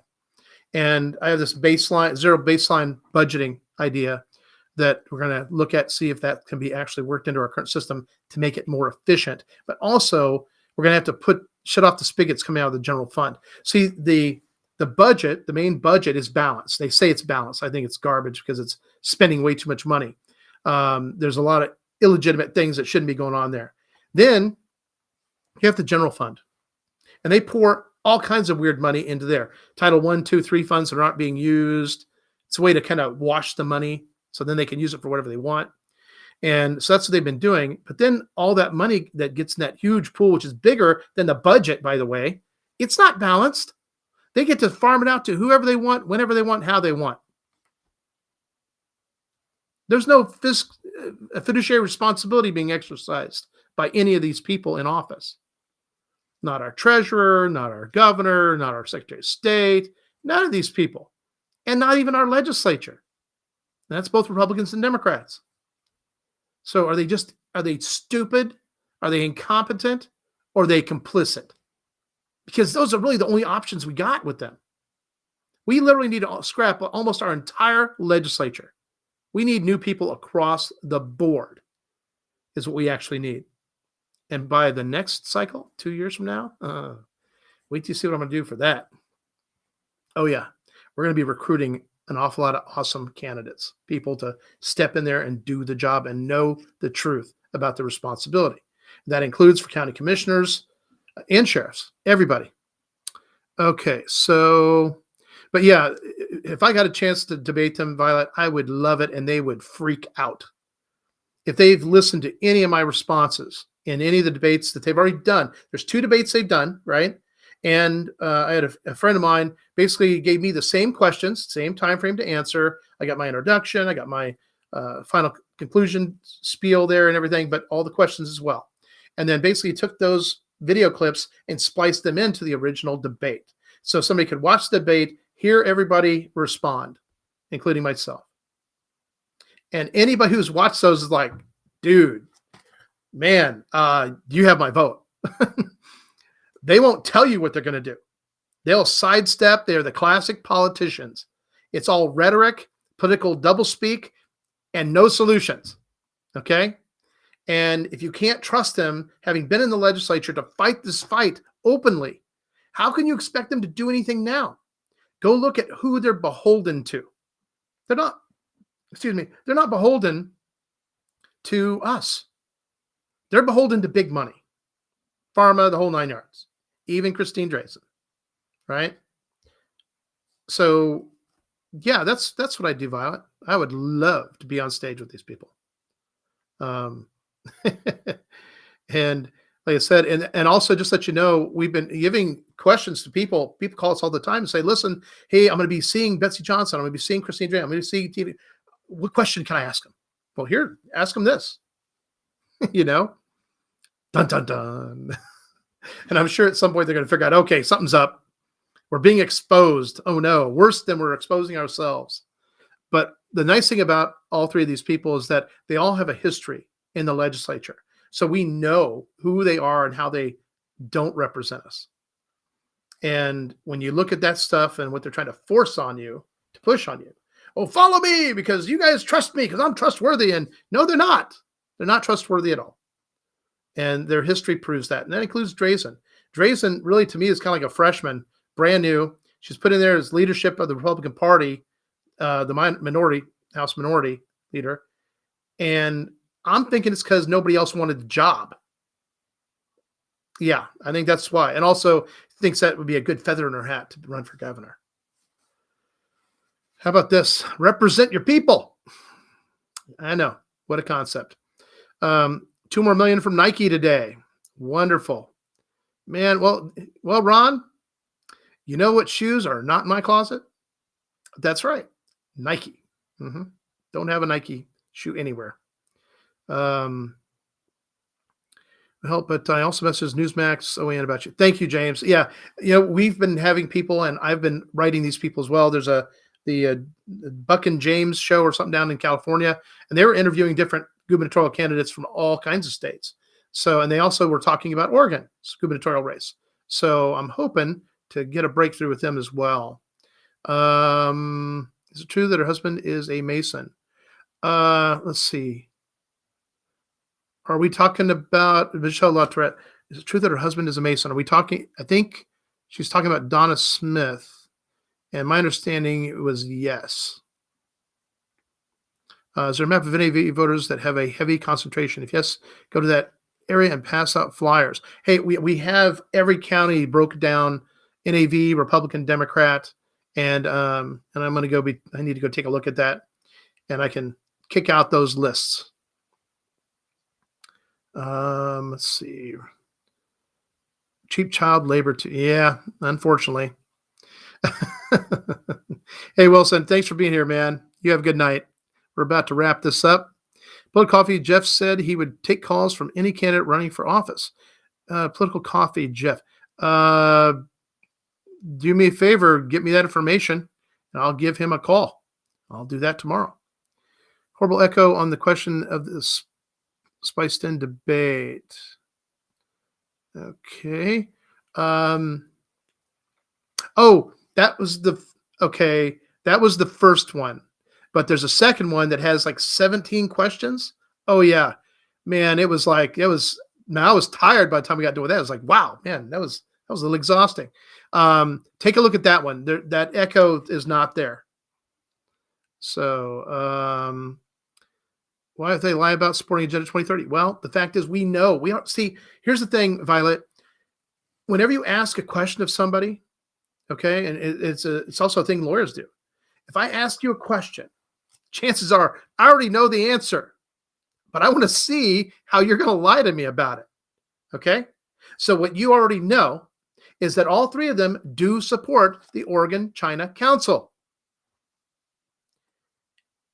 If they support that, then they're supporting selling out Oregon to China. They support the UN 2030 agenda, which is New World Order stuff. And people, remember how people would always say, oh, that's not true. Agenda 20, no, that's not true. It's not real. It was. And it was on the UN's website, for crying out loud. So there it is, big turd in the punch bowl. Matter of fact, more turd than punch. And there it was. And people were still denying it, right? I think at that point, you got to make them eat the turd. But so now with Agenda 2030, it's like the new and improved version of Agenda 21. It's there on their website in black and white. You can go print out a copy. I keep a file copy. Matter of fact, every time I send out all this information, I include that. But I also include a link and information. It kind of summarizes the Agenda 2030, what they say, what the propaganda is, and what it really means. And then it goes through all that. And I went over that. I don't think it was a last. There's a Rumble. I went over that. I can't remember how well I labeled it, so I have to do that. But anyway, but it's all there, and people can read it for black and white. And when you supply them with this information, or you print out a copy and you go hand it to them, listen, if you're going to keep being ignorant about this subject, here's my only ask, is that you actually educate yourself here. Read this. If you don't understand something, ask me, okay? But I understand this. I know the truth, and you don't know any of it. Therefore, you can't even know what's true. So kind of appeal to them maybe that way. But like I said, I expect them to, they're going to be, oh, well, it's a good organization. They're not going to be overly supportive exactly, but they're going to be, because your question is already accusatory. It's already, by supporting the Oregon-China Council, you're supporting Agenda 2030 and the New World Order. Why would you do that? You do understand that's fundamentally treason, because literally it's going to take away our own sovereignty, our own freedom, and our own liberty. You're going to literally violate our Constitution 7 ways from Sunday, right? So do you just not understand that? Are you really that dense? Are you not nearly as smart as you're trying to portray yourself as? I mean, these are legitimate questions to ask them. It's like, what is it? Do you really know what this is? Oh, yeah, I know what Agenda 23 is. Oh, and you support it. Well, yeah, elements to it. The sustainable development. These are all these weird words they keep using to claim these things that are not true. It's like green energy. Is it really green? The answer is no. And the facts bear that out. People say, well, trust the science, trust the science. Okay, what's the science? Well, we looked at the science. No, the science says something totally the opposite of what you're saying. Well, that's the wrong science. You can trust me. You don't have anything to support what they're saying for green energy. You just kind of have to hammer them. But you got to hammer back. What you know is true. What you know is verifiable. Evidence is everywhere. But I even had this one gal. What was her name? Kay Thomas of Common Cause. Yeah, and they're supposed to be all about election integrity and fighting for the people that experienced election fraud and what have you. And well, number one, there was only 3 people in this office here in Oregon, and apparently they don't have enough time to really do much of anything. But apparently they do get paid to do their work, and they weren't going to take on my deal because, well, that's really kind of out of our wheelhouse. No, it's not. I knew that, and I told them, no, it's not. You guys just don't want to deal with it because it's. And then she was trying to tell me that, oh no, there was no election fraud. There's provable, verifiable election fraud all over this country, even here in Oregon. I said our Oregon Attorney General and our Oregon Secretary of State both admitted publicly that our current ballot tallying systems are indeed able to connect to the internet, are not protected, no passwords. Anybody with the simplest technology can access that equipment. It is compromised. They've admitted to this publicly. I said, and you're telling me that that's not true? Fundamentally, that's what she said. Well, no, the elections here were totally fine.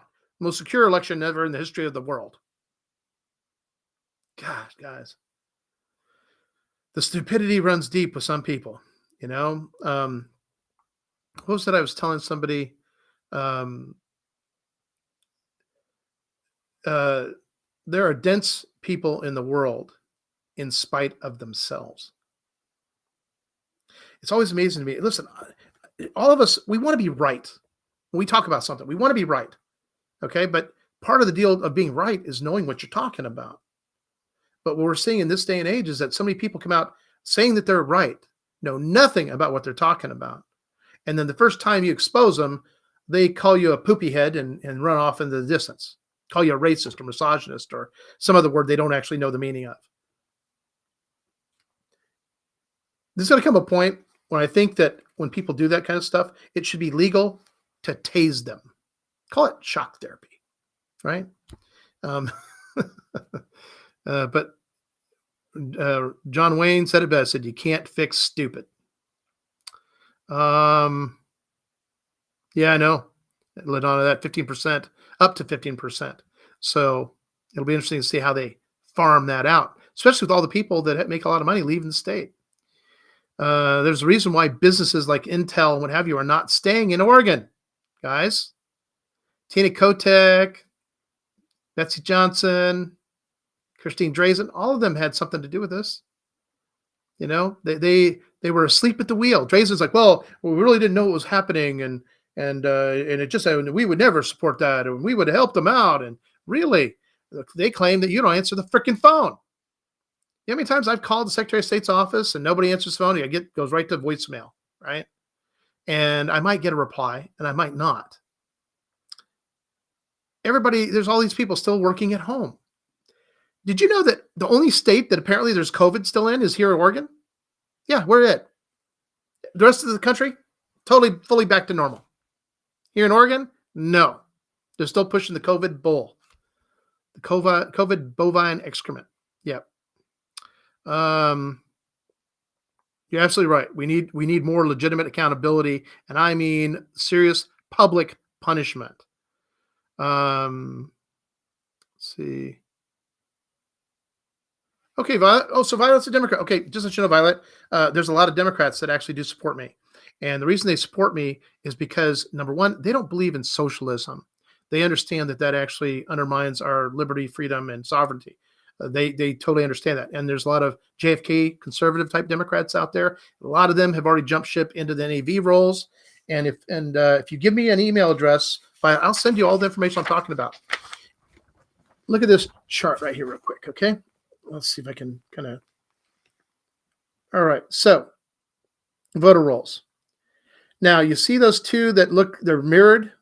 The bottom one is non-affiliated voters, and as you can see, they just broke past the total Democrat voters registered, and their gains and losses are mirroring the Democrat Party of Oregon. Now you see that the second line from the bottom, that's Republicans. Okay, that has been, and then the red line in the middle, that's like a trend line. And the Democrats and Republicans have both been following this trend line, and it's how I've been predicting where the voter rolls are actually going to be. Okay, so the Democrats have been really losing a lot of ground, and a lot of those Democrats become non-affiliated voters. Okay. So they've come to the realization that this adoption of the Soviet ideology, a socialist ideology, is not what they want. And in Oregon, it's not worked. Tell me where your life is better in the last 30 years here in Oregon. It's not. It has gotten much, much worse. And for those of us who were here 30 plus years ago, I got news for you. We know what it was like then. It was great. We were very happy here. And we aren't anymore. It's nothing but tax, tax, tax, tax, tax. Grab money everywhere you can and keep grabbing. That's what they're doing. Now, if you're okay with that, you know, you get to pay the price right along with the rest of us. See, their actions don't just hurt Republicans or Democrats. They hurt everybody. And fundamentally, that's why with the Republican side of things, and here's the thing, and I have to agree with you on this, the Republican Party leadership has definitely gone to the Democrat side. There's not even a question. We call them rhinos for a reason. And if you're a serious rhino, that's a super rhino, and they really are Democrats going left. It doesn't work. Spending everybody else's money by the government doesn't work. It's inefficient at best. For me, I have my contract with Oregon, and I outline exactly what I'm going to do for all these different issues, how we can solve all these issues. One of the first things we're going to do is go into eliminating income tax. Why? Because here's the thing. In Oregon, what you don't realize is that you're not only paying income tax, you're paying property tax. That property tax is being manually influenced. You just reminded me of something, Violet. The other question about the taxes for all three other candidates, we have a cap on property tax, 5%. That law has been there for a long time now. So it's 5% maximum. But here's the problem. People's property tax keeps going up. But it's not really the tax rate. It's the value of their property is being artificially inflated 3% a year for the last 30 years. 3%. This isn't based on improvements on the property. This is their end around to keep generating more revenue, even though their property tax is capped. Now, here's the other thing that all three of these ladies know. And I use that term loosely here, ladies, is that they're trying to pass a new bill through the legislature to remove that cap, that 5% cap. So now they're going to go back to just increasing your property tax. Yeah. They all know about it. None of them is talking about it. What does that tell you? That tells you that they all complicit. There's certain topics that are forbidden for all three. One of them is that. The other one has to do with the backdoor deals on the new healthcare system for Oregonians, right? And that new tax. They don't attack each other on those things. They don't talk about them. They don't bring them up. I do. I tell the truth. I share the facts. Because I'll tell you right now, if I give all the facts to a Democrat and to a Republican and to an independent and a non-affiliated voter, and they take a look at the facts and go, wow, you know what? It's amazing. We take all the facts, we add the Constitution, and we all come to the same conclusion. It's amazing. It's remarkable. It also allows us to have less government, and that's important. We all want more security. We want law enforcement. Not everybody talking, well, I can't enforce that law, but I can do this one. I can do it to this person, but I can't enforce it to that person.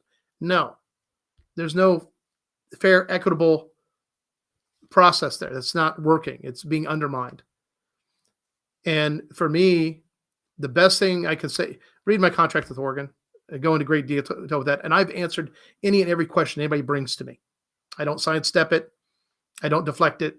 I get right into it. And oftentimes it will inspire me and remind me about something else I needed to share with you, which I just did about that other little tax deal, the cap on property tax. Already we have elderly people that own their home, but because that 3% property value increase every year, their property value goes up, therefore their property tax amount goes up. Okay? They're already on a fixed income and they're barely able to stay in their homes with that.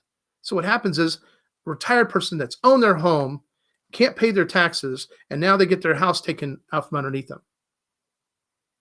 I don't think for a second any red-blooded person with a heart, a human heart, would want to do that to anybody or have that happen to their mom or their dad or their grandparents. You see, the Democrat Party has always been the one that we care about the people. We take care of the people. We do it with other people's money, including your money, but we do it for the people. Well, the truth is they don't. Show me, I see people going to the store now. You go to the Walmart now and you go everywhere and you see all the main staples. You can see people taking out of that. You can look at grocery carts, the staples, eggs, milk, bread, all the other goodies, all that other stuff. Man, those shelves are stocked full. And when you look at the prices on these things, oh my God.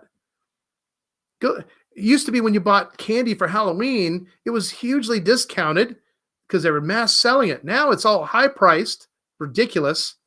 And sorry, kiddos, you're going to end up with less candy this year, man. And it wasn't my fault.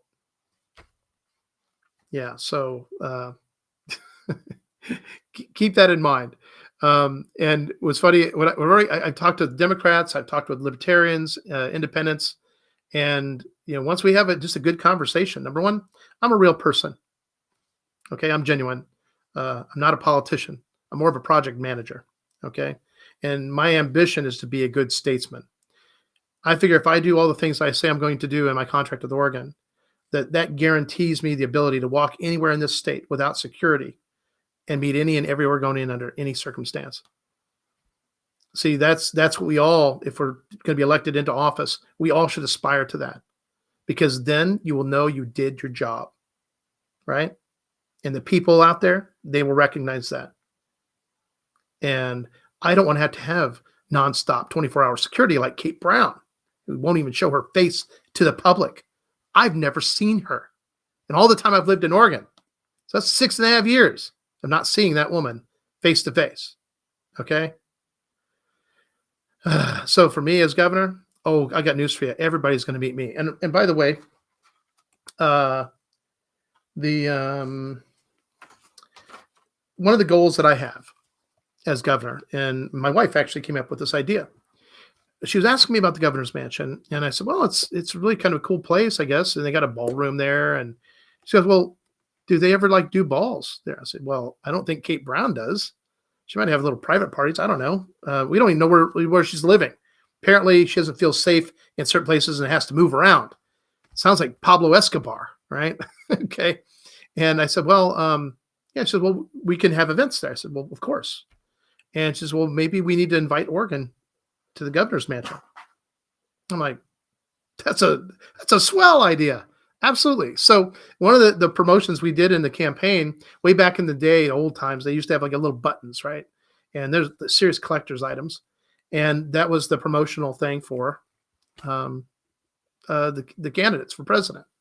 And I thought, well, you know what if we come up with a poker chip, right? And so here that is the next poker chip we're doing. And that artwork there, the cowboy young Uncle Sam, Oksana, my wife, actually drew that. Yes, she's an artist and a fashion designer and very talented woman. And she's brilliant. By the way, I'm going to brag a little bit. She just interviewed the Ukrainian ambassador to Japan. Yeah. And also a UK, British, United Kingdom colonel, but higher. Just interviewed him also with the show that she's involved in. My wife, Oksana, can keep up with international politics. She understands that stuff. She's golden. And she's a sweetheart, and she really genuinely cares for people.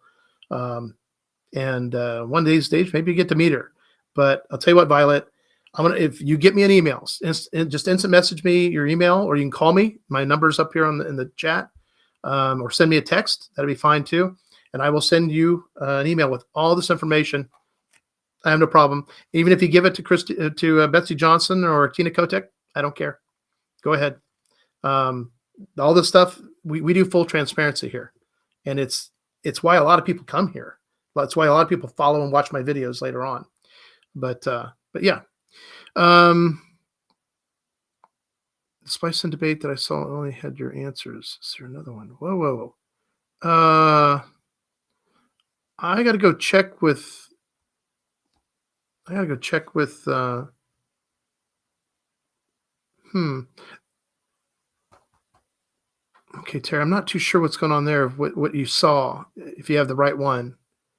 KSLM radio, Jeff 6 to 7 radio line. KSLM. Okay.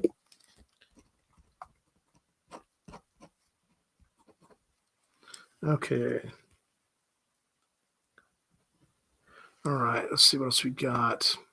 But no, I'm just a straight shooter. I always have been. Not that those slimy politicians or used car salesman types, or I'm somebody that you can hang out with. It doesn't matter whether you're a skateboarder or a cattle driver. Doesn't matter. I've done a lot of things in my life.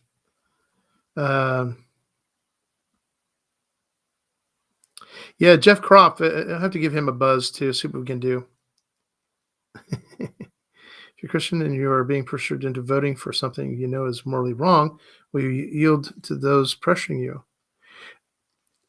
Well, one thing is this: is that the first thing, as a representative of the people, there's really the first thing you have to represent is the Constitution. Okay, and if that is applied fairly and equally to everybody, we're all good. It's when individuals or groups or whatever infringe on the rights of other groups or other individuals. That's where you got to draw the line. Okay. And when it comes to, I think you talked about something that's morally wrong. Number one, I'm not going to be able to support that just myself. But my ultimate measure has to be, as a representative of the people, the Constitution. Okay. And right now, our state, we're not abiding by a whole lot of constitutional stuff. U.S. Supreme Court ruled in favor of parental rights. While here in Oregon, the laws that they've created actually violate parental rights, and they've not been challenged, and our Attorney General is not doing her job by making sure that the state stays within the boundaries of the Constitution. You see? That's where we start to get a breakdown. People are literally making up their own rules and guidelines as they go along. And then they try to force them on people. A lot of people don't know better, so they don't know to challenge them or to tell them no.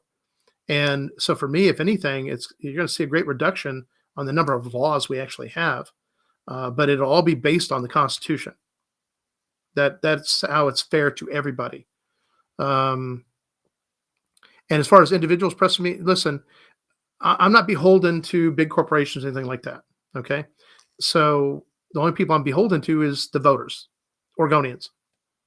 And does everybody agree on anything? No. So what do I have to do? If I say, okay, here's what's going on, here's why I'm going to sign this bill, and it's because of this, and that it falls within the boundaries of the Constitution, and that's that. And there are going to be people that are not going to agree with it. And fundamentally, then they don't also agree with the Constitution. You have to go from a position of the cornerstone. And here in Oregon, we have a federal constitution and a state constitution, and they are very much in sync. But the state of Oregon, the people running it, the people we elect, are not abiding by either. I'll give you an example. In our state and federal constitution, it states that we are supposed to have a state militia. And there's a number of reasons for this. The first one, of course, is really to be able to rally in case we are somehow invaded on our coast, and because the National Guard is not going to be immediately available. Also, if we have a catastrophe of some kind, we can actually have our own militia force that could come together to help things like that. Flooding, serious hailstorms, volcanic eruptions, whatever. Because like I said, the National Guard, it takes time to get them in place. And that's a legitimate requirement in our state constitution. And yet, nobody has even bothered to do it. You see something wrong there? And to me, I think that force should be set up and county by county. Sheriffs can oversee the calling and maybe an oversheriff for the whole enchilada. And this way, when we have need for somebody or people for whatever it is, especially a catastrophe, Oregon's not prepared for nothing. They've not done anything to help with that infrastructure for a major flood or a volcanic eruption, or some of the things that we get to experience with some of the weird weather we've been having. So these are all things to be considerate of. And as far as my faith, listen, yes, I'm a Christian, but I'm going to explain to you my position on abortion. See, God gave us all free will. You, me, teenagers. Why he did that, I'll never know. I probably wouldn't have, but then I guess I'm not God. But here's the deal. That's the free will to make good choices and bad choices and everything in the middle. Okay? Pretty simple. So the thing I say to Christians is this: listen, it's not your place to judge these people. You're not judging them righteously at all. So don't even do it. Be an example. How about that? Be an example. The family unit, supportive of your children, to inspire and motivate them. Be a good example for the people around you. They go, man, I like what they have, and I want that. That's the best example a Christian can do or be. Okay, and insofar as dealing with abortion, it's really pretty simple, and I won't even bring religion into it at all. A vote of the people. So do you, Violet, as a voter, as a taxpayer, do you want to pay for your neighbor? You have a car. You drive it every day. Your neighbor wrecked his car. Do I need to come take money from you to go pay for his repairs? Are you okay with that? The answer is no. None of us are okay with that. Wow, we have something in common. I've yet to have anybody tell me, say, well, yeah, I'd help my neighbor pay for repair of his car. No, nobody does that. Okay, so is it any different for abortion? So somebody else's indiscretion who chose not to use birth control, which is readily available to everybody, okay, whether it's condom, birth control pills, whatever. It's all there. It's available. Okay, so that is not a good excuse. Do you really want to be paying for somebody else's indiscretion? Yes or no? Now, this question was asked of the entire United States a couple years back. It came out 81% said no, we do not want to pay for their abortions, their indiscretion. There it is. So here's the thing with Planned Parenthood, for example. They're not planning parenthood. They're unplanning it. So it's a contradiction. Their actual title, their name of their business is wrong. It's unplanned parenthood, right? Or anti-planned parenthood. It's preventing people from being parents. And the thing is, if you're going to conduct an abortion, don't you think it'd be better to do it early in the process, not at birth? That's a fully developed child. And for any mother to want to kill their child, that's frightening to me. So we take the money out of it. So the voters said, no, we're not going to pay for abortions in Oregon. So Planned Parenthood and all these people involved in paying for abortion, sorry, if somebody wants an abortion, they can still get it, but they get to pay for it. Now, things we can do to actually help them out, because some young people don't know what to do. They're confused. They're too young. They just don't have the maturity they need. Well, let's see. We have people out there that want children, but are unable to have them themselves, right? So what if the right couple came along to help that person to get through the pregnancy and everything and take on that child? Well, that would be a good positive thing. But see, with Planned Parenthood, I know they sell baby body parts. They harvest the babies on purpose in certain ways to protect certain organs for resale. This has been documented and proven. This is known. And by the way, the act of doing that is violating at least 2 of 3 federal laws that the Department of Justice is not enforcing. Actual laws on the books. They're just not enforcing them. And the thing is, as a mother that goes in and has an abortion, and all the money they make off that aborted baby, does the mother get any of that money? Nope. But you got a free abortion paid for by the taxpayers. And then Planned Parenthood, they make the money. I haven't talked to anybody, even people that support abortion, that supports that. They're like, wait a minute, you mean the mothers don't get paid? No, they don't. That's how they make their money. Planned Parenthood is a for-profit business. They may claim to be a nonprofit, but considering all the government subsidies they get, the tune of what, $300 million a year, plus all the other money they're making off what they're doing, I have no idea who they're selling this stuff to. There's a problem as well, right? So I think by doing that, we can eat 90% of the abortion elephant, really. The other thing is just education. You can get pregnant by having sex. I thought they taught that in school. What's happened? They're children, younger children, junior high and everything else are getting sexualized way earlier, which is a problem, which means a certain amount of education they need to have. But no one's teaching abstinence. No one's teaching, wait till you're grown up. Wait till you're mature enough to handle this stuff. And mom and dad are being cut out of the loop, right? Your daughter in junior high school can go get an abortion here in Oregon without her parents ever knowing. And if she dropped dead for a failure at that hospital or whatever, and then the parents get noted, oh, well, your daughter died today. Well, why? Well, it happened during an abortion. What? How can my minor daughter go get an abortion in Oregon without me knowing about it as a parent? Surely you see something wrong with that. I hope. So it's like this, guys. We can choose to drink and drive. We can choose to do all kinds of drugs and drive. Still DUI. Still putting other people at risk. But it's your choice.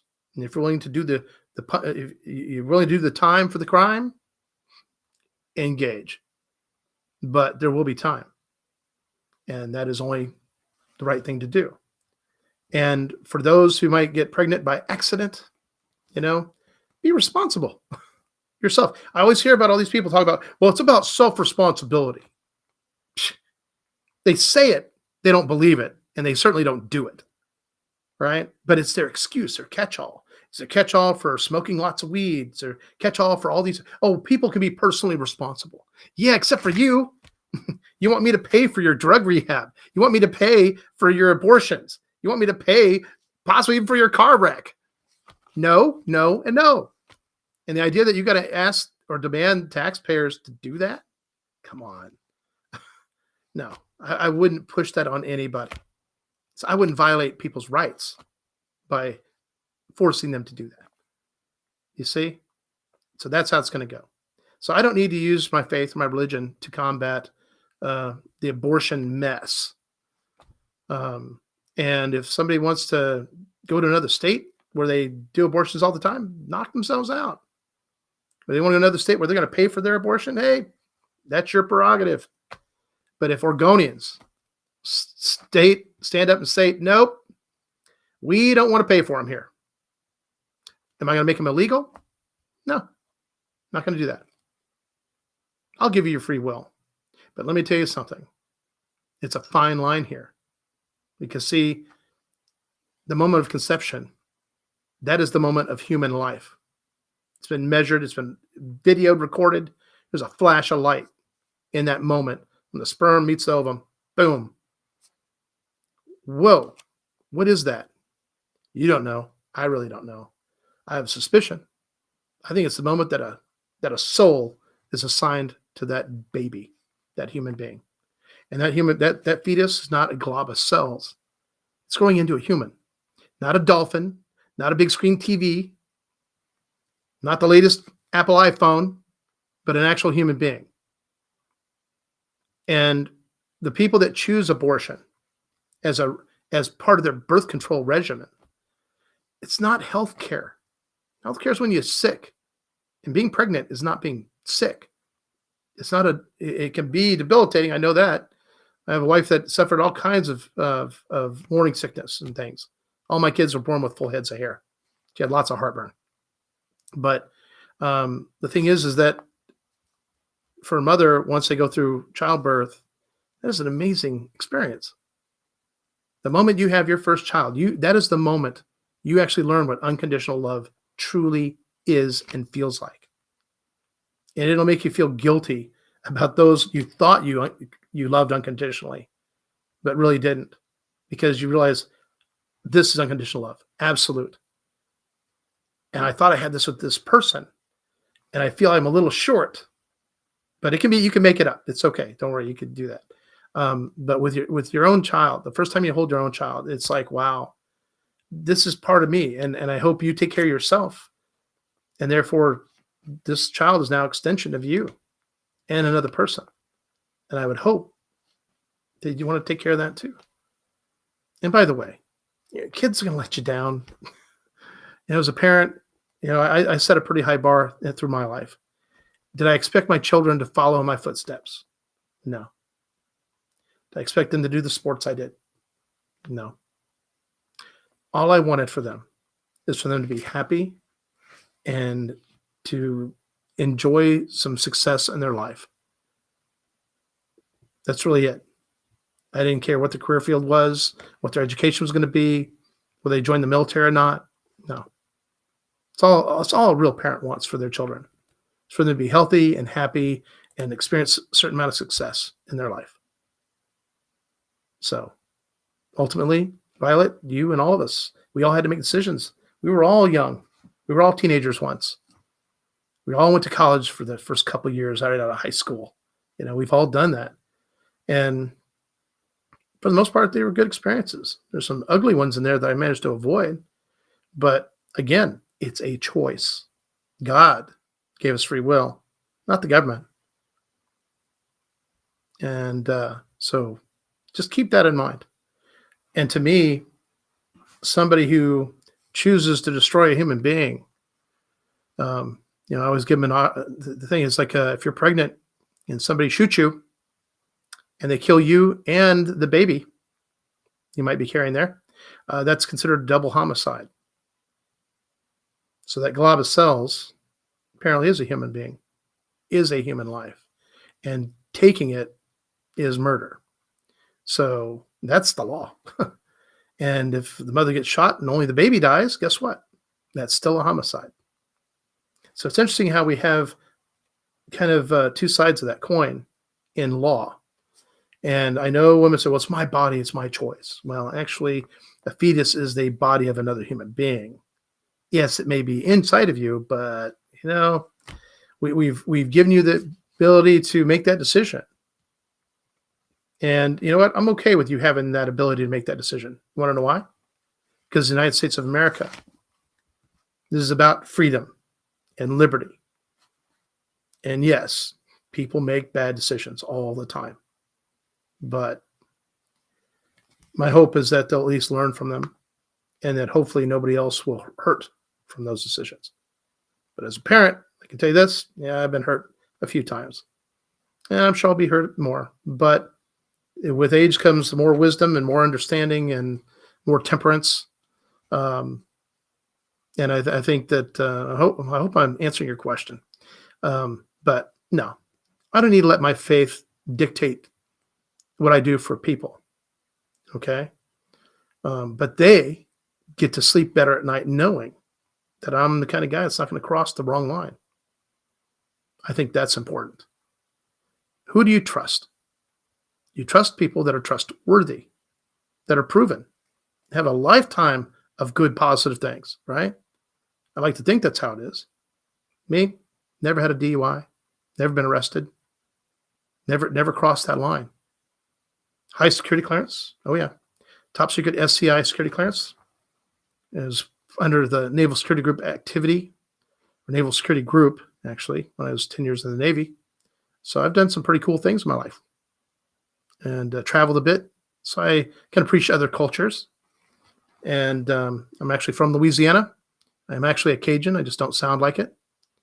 And have quite an education, a degree in workforce education development, and 75% of a double major in mechanical engineering and mathematics, with an overall just over 3.5 GPA and about 204, 205 accredited semester hours. So I actually have a lot of education, but I also have a lot of life experience. And as a spiritual Christian, well, I have basic beliefs, and I use that to protect people And I also am a firm believer in redemption.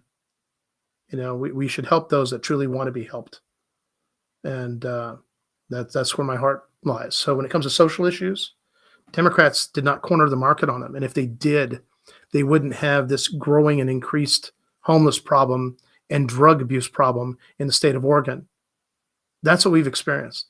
And I don't know about you, but I saw a video and picture of all these needles collected throughout Portland area. Needles, just buckets and garbage cans and wheelbarrows full. How is that good for anybody? How is that helping anybody? They've been literally recruiting homeless people from other states into Portland. Why would they do that? Are they really taking care of the problem? No, they're not. They're creating a bigger problem. And now they're telling everybody how we're going to fix this problem. We're going to fix the homeless problem. We're going to do this. Betsy Johnson, I got this big prison over here. We're converting it into a homeless shelter. And great. You just put a whole bunch of homeless people in a prison. You see, there's a whole lot of stuff that just doesn't make any sense. But I thank you for asking the questions. I do. All right, what else we got here? Oh gosh, don't get me going on I'm about to have to go fill up my tank, and I'm just like, come on, get under $5 a gallon. I'll be happy. Okay, yeah, okay, Dina, I'll resend that to you too.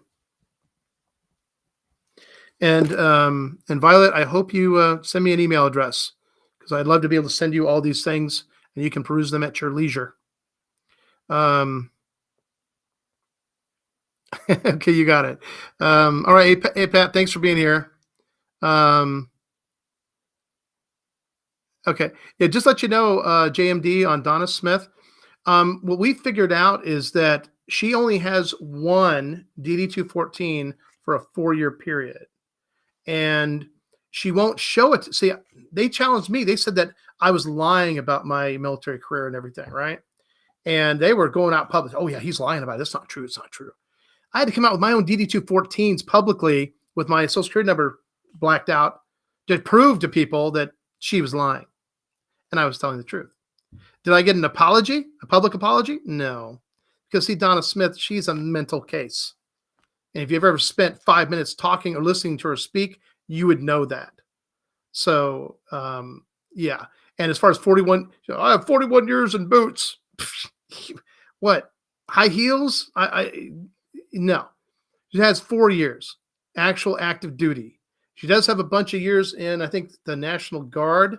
Although one guy here who knows every National Guard person in Oregon didn't know who she was. No, I know every National Guardsman in Oregon for the last 20 plus years.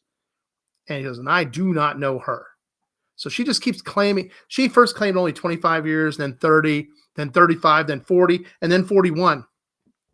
Yeah, the numbers changed like every other year. So, and she claims to be an E8.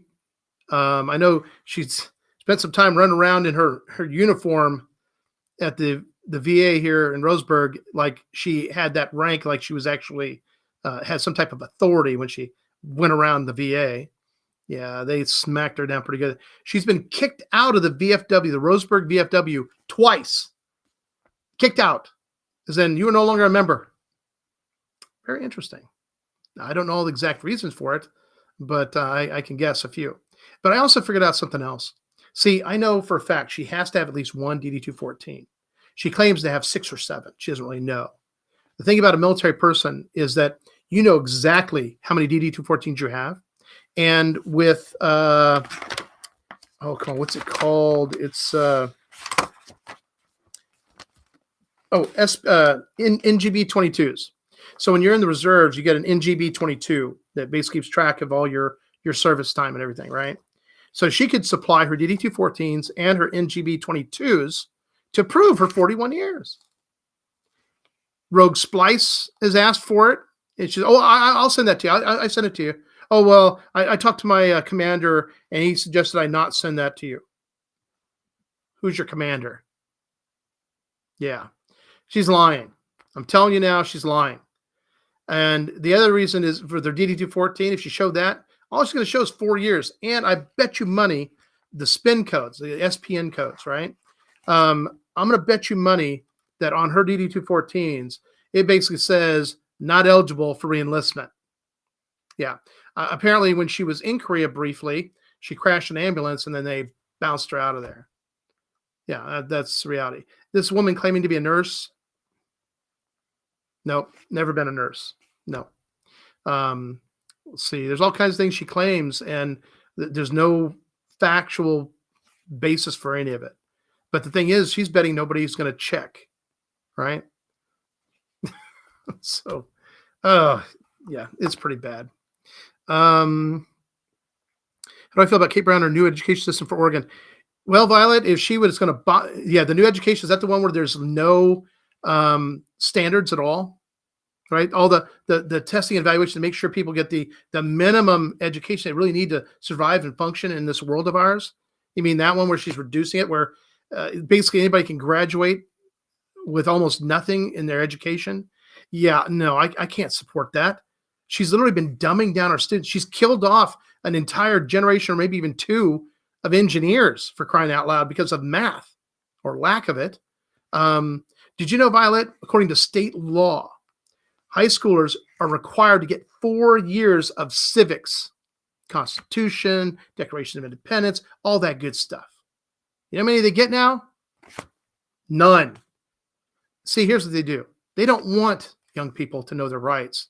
They don't want people to know the Constitution. They don't want people to know the truth about how their rights are protected and what they can do to protect them. The dumber the population, the easier it is to take over with socialism. Now, if you support socialism, we're going to have a problem there, because I'm never going to let that happen in this state, no matter what it takes. Their new education system is crap. Oregon spends in the top, I think they're the top, in the top 5 for how much we spend per capita, per student. Yet, when it comes to the quality of education, we are third from the bottom and getting worse. That tells me straight up that our legislature, our school board, our teachers union, our Kate Brown governor, superintendent of schools have grossly failed. And nothing, their little knee-jerk reactions, they're trying to look good so that maybe one of their 2 Democrats running for governor might just pull it off. But no. But see, here's the thing. See, Kate Brown, her approval rating is like a single digit. She has a lower approval rating than Cuomo did, and they removed him. They recalled him. And here in Oregon, when it comes to recalling a governor, Governor Kate Brown and all her little minions, they basically kept moving the goalposts. Made it more and more difficult to recall her. And then on top of that, you got Solomon Yu, basically the leader of the Republican Party as a national committeeman, who is fundamentally undermining the Republican Party to the point to, neuter it. Yeah, he did a really good job, by the way. It was wrong what he did, but he did it anyway. So with what he's done and how they hobbled, him and Bill Courier actually hobbled and lied about the last recall numbers and didn't turn the petitions in. They first claimed a week before they had all the signatures they needed. Now they're just getting extra to make sure they go over the top. And then when it came the day, said, "Oh darn, we miscounted. We're 3,000 short. Oh shucks. Oh well." Now they've just been data mining that stuff. Yeah, I want to see those guys fired out of a cannon without a helmet or a net. See how far they skip across the ground. These are people that do a huge disservice, and those guys are Republicans. So it's not just Democrats. No. We got Republicans. It's become a uniparty element, but it supports Agenda 2030. It supports New World Order. It supports taking away our liberties and our freedoms. And no American could stand for that. Not at all. So I'm going to give Kate Brown's new education system a big 0. Actually, it's not even an F. It's worse than an F. It's like an incomplete, grossly incomplete. This serves as a brigade's NCO in charge. Don't see. She's declared the brigade she commanded. Yeah, she's lying. She's lying. This woman is not any kind of leader at all. He's got some mental issues there going on. So, Yeah, you'd think it would be. And for me, my highest rank was Petty Officer First Class. That's an E6 in the U.S. Navy. And I filled two E7 billets. One was Tech Control Chief, when I closed the NSGA Skaggs Island Communications Center and got all that stuff shipped out, and I was in charge of that. And then when I became the comm chief on USS Way City out of Mayport, Florida. So, and for me, I took that E7 exam for LDO purposes, limited duty officer purposes, to get a peek at the test. And when I scored that, I scored, I think, like 111. And you only needed like 96 to pass an advanced chief. So I knew the next time I took the chief's exam that I was going to be blasting through it, and I was putting on chief that first time. So if I'd stayed in at least 11 years, I would have attained chief, which is E7, and I will have earned it like you wouldn't believe. Let's see what else we got here. So if I became governor and one of your friends needed your help, will you help them? As governor, you are held to a higher standard. Okay, I see. Okay. First of all, Violet, as governor, I'm going to be helping a lot of people. Okay. And I'm sure that's a lot of people. I know a lot of people in Oregon. Okay. Am I going to not help them because I know them? No. Will they be treated fairly like everybody else? Yes. But the one thing I can say is this: if I can create a better environment for Oregonians, it helps everybody, right? A rising tide lifts all boats. So in a way, that's my biggest goal, is to be that rising tide. Okay. And I've never been part of the good old boy system. I don't believe in it. Okay. I don't support it. And I definitely don't benefit by it. And now I can't say that for a whole bunch of Democrats and a whole bunch of Republicans. They are up to their eyeballs in the good old boy or good old girls club. And I think you know that, but good question. Thank you. We're always going to be held. They say you're held to a higher standard. Somebody says, well, your character is not a good enough character. You don't even know me. Not really. My character, let's say I help my neighbors. I used to chip ice in a parking lot for the apartment complex to drain water. I'd shovel off driveways and sidewalks and steps of my immediate neighbors. I'd even put salt out to make sure nobody slipped and fell. And I didn't have to do any of those things. I volunteer and help people wherever I can. It's just kind of been my lifelong nature, just who I am. So helping people is something I like to do. And sharing my knowledge, I like to do that too. Learning new stuff, love to do that. And everybody I meet, no matter their age, I can always learn something from them that I did not know. And that's also how I approach people. So I can tell you that I genuinely like people. I'm a very people-oriented person. I'm very much kind of an empath, I guess. I really feel people, right? And I cannot tell you, stuff's going on around me and it chokes me up. And then it kind of hardens my resolve to do whatever I can to help a given situation. So to be socially aware and socially active, oh yeah, without a doubt. And so you don't have to worry about that. But the one thing I look at, Violet, is that there's an awful lot of symptoms. And you see a lot of these politicians treating symptoms and say, oh, we need more money for this and this, that'll fix it. And more money over here, more money and more money for everything to fix the problems. Whoa. Time out. What is the core issue that created all these symptoms? Let's go fix that. You go fix that, it costs way less, and all the symptoms go away. That's how I approach it, because I'm a project manager. If I just keep fixing the symptoms, I'm never going to get the project done. And it's going to be over budget, over time. It won't be good, and I won't be a project manager very long. So that's how I look at that. Let's see. Okay.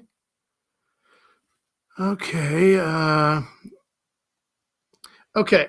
Will I arrest Kate Brown if you become governor? Well, number one, I got to be able to prove if there's any serious crime she's committed or is guilty of. Okay. And that goes for anybody. See, most people in politics, when they get caught with their hand in the cookie jar, they do something really bad. The first thing they do is go, well, I'm just going to resign. They resign, and they think that that somehow absolves them of all their sin. So I guess my question would be this.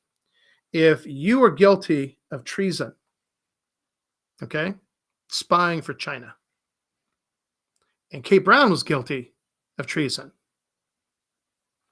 you as a civilian would be treated one way. Would you want Kate Brown treated a different way? I don't think you would. I think that would piss you off because that wouldn't be fair. And you'd be right. It wouldn't be fair. So if she's truly guilty of any crimes, if that can be proven with actual evidence, then, well, she should experience our legal system, as should any person in politics. I don't care what their party is. That's another thing. I don't favor any party at all. Oh, thank you, Ron. Make sure I get that written down. Let's see.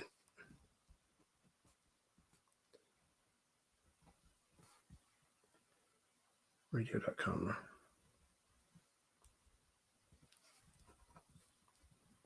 Okay. Yeah, we went a little long here today, guys. Wow. News regarding a commercial being aired. Man, it's pissing me off, to be quite frank. All the people we have reached out to, contacted Fox News, all different channels, and to get these people to respond. Don't they make money by selling commercial ads, right? I thought that's how it worked. Maybe I'm wrong. So I just don't know. Hey, Jennifer, she made it. Let's see. You got it. I'll do that. And just as you said, at the bottom of the page, they're hiding it. Full implementation of the 2030 Agenda for Sustainable Development and its 17 global goals. Now, see, it used to be they had this nice big picture and big letters, and that's the one that I actually put here on the screen, right? This one right here. See that? That's what it used to look like. Now it is way smaller, and it's way at the bottom of the front page. Guys, they're trying to hide from us, and it ain't gonna work.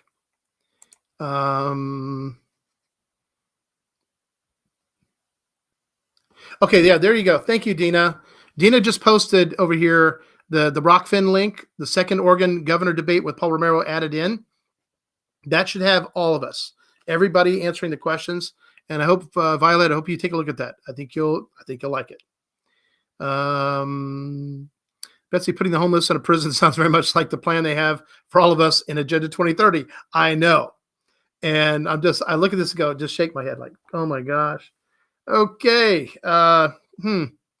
And then the next question is, I learned that Antifa actually was paying homeless in, I think it was Medford and Central Point to start fires. And a bunch of those homeless people kind of came forward and said, hey, they're paying us money to start fires. Who do we report this to? And apparently sheriffs, what have you, didn't take it all that serious. Probably should have. Let's see. Yeah, well, here, this is a really good point. JMD talks about rape, incest, physical or mental health of the mother, statutory rape involving girls under 15. Again, we're back to splitting hairs. And when you look at the actual number of abortions because of rape, incest, or if it's to the detriment of the mother surviving, that is like 0.02%. And that's like United States wide to the detriment of the mother. And the other ones, I think, fall into barely not even 0.5% total of all abortions U.S. wide. That's not very much. And I'm sure they're not all in Oregon. Matter of fact, I think here in Oregon, the actual numbers are just way below national averages. Traffic stop yesterday in Madras and enough fentanyl to kill 3 million people was seized. I'm telling you, and it was coming from Arizona. You know what? I thank God the people that are catching this stuff. My concern is how much are they not catching? Because they're not getting it all. And the fact that most of that fentanyl comes from China. Why would China be sending all this poison to kill people in bulk? They're going to drop it into a water supply? Yeah, what are they going to do? Guys, listen, we're under attack. And by the way, fentanyl doesn't just kill people. It kills everything.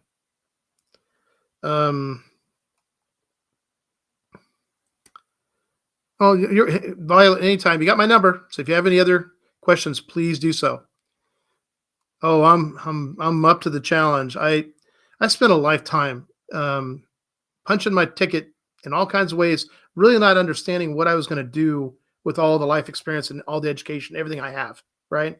You go through, there's some people that say, I'm going to be a dentist. They become a dentist and they go to school and they're a dentist their whole lives, right? That's not me. I've done so many different things. I've been an investment executive for Pam Weber. I've been a project manager in the oil field. I've been a materials coordinator, oil field again. Heck, I've been a substitute teacher. I delivered Domino's pizza in 30 minutes or less. Yeah. I've shoveled out pigsties, horse stalls, buck bales, changed pipe, hunted, hiked, fished, camped all over Oregon. I've traveled the world a bit, lived in Turkey for 2 years, Spain for 2 years, been across the line of death off of Libya and lived to tell about it. Been in the Persian Gulf, been to off the coast of Haiti for something that was going on there. Been to Gitmo, Cuba. Yep. Been through both canals, Suez and the Panama Canal. Crossed the equator. So in Navy terms, I'm a shellback. There's a lot of stuff. I just done a lot of things, and I like that. And now I get to take all that I've done, all that I've learned, and bring it and apply it to something that is going to benefit a whole lot of people. And I don't know a better legacy to leave than to do that. The other thing is I'm willing to fight for it. I'm willing to fight for every Oregonian. And they have thrown the entire pot of spaghetti at the wall trying to make something stick. They've accused me of everything under the sun. I keep waiting to be accused of tearing the mattress tags off mattresses, right? Literally everything. Jaywalking, all that other stuff too. But none of it's true. None of it's ever happened. It's all lies.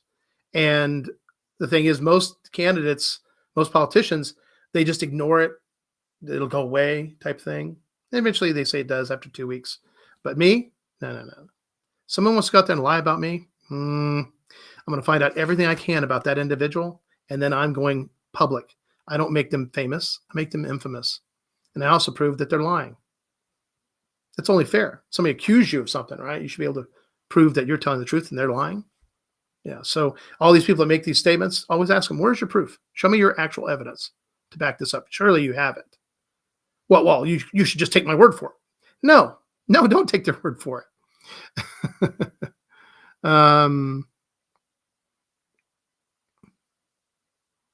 Yeah, that's right, JMD. If you shoot a pregnant woman and her baby dies, it is a double homicide. Yes.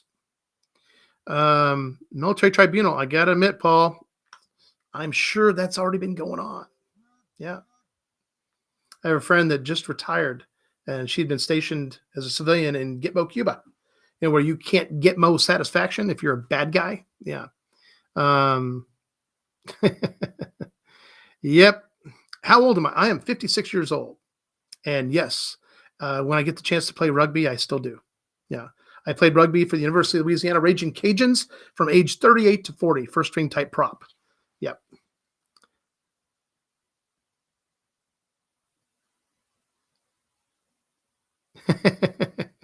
Yeah, and that's a good point, LaDonna. See, I have studied so much information. Okay, and for Violet, I'm 56 years old. I have a lot of education. I was an analyst and I was a code breaker and communications expert in the Navy. I have a very high IQ, but I also have very high social IQ or emotional IQ, right? So I can relate to people and I can communicate with people. And I can figure a lot of things out. The ability to see the forest for the trees, right? So it gives me an edge on a lot of things.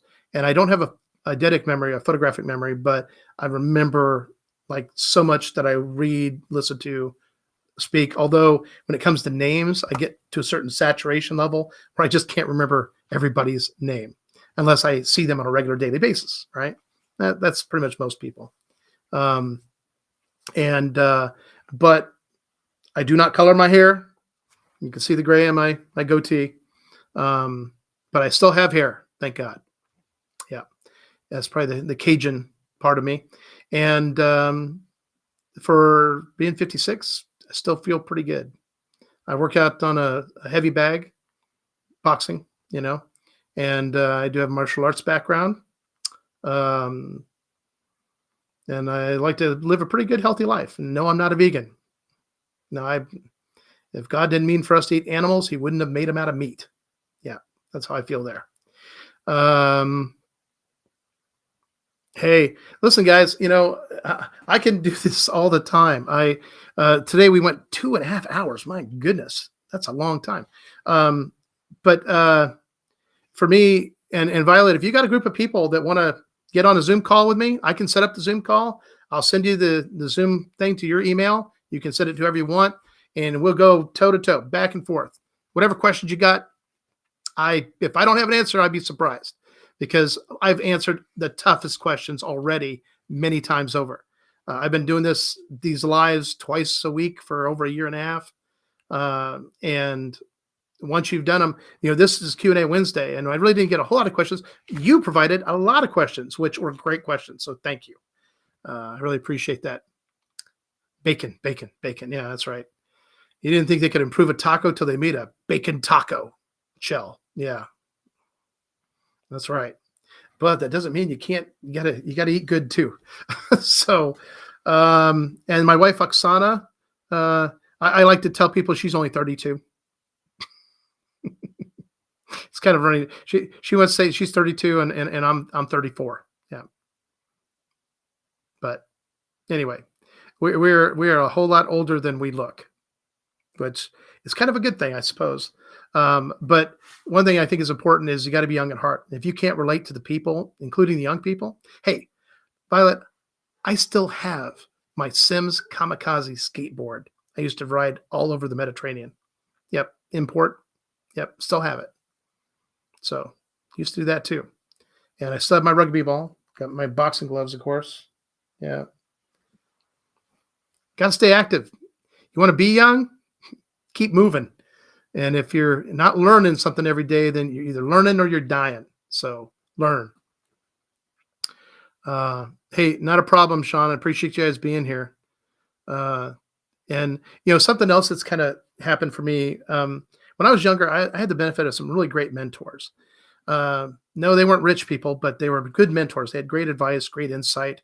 And I literally wish I would have had a book to write everything down in, so I remembered all of it, but a lot of it stuck with me. And one of the people I knew, his name was Don Perkerson, and I didn't learn until after he died that he was one of the Chosin few. It's Lake Chosin in North Korea. And that was hell, literally a frozen hell. And the fact that he's one of the last people out of there and he survived it. And the story that he tells is just remarkable. But he was just a salt of the earth, good person. Yes, he was a Christian, but let me tell you what, this guy always had a smile on his face. He always was there to help whenever and whoever he could. And I thought, I love that about that man. So why not? One of the things I've learned in my life is that you're going to meet people all the time, and they're going to have, everybody has a good trait. Everybody does.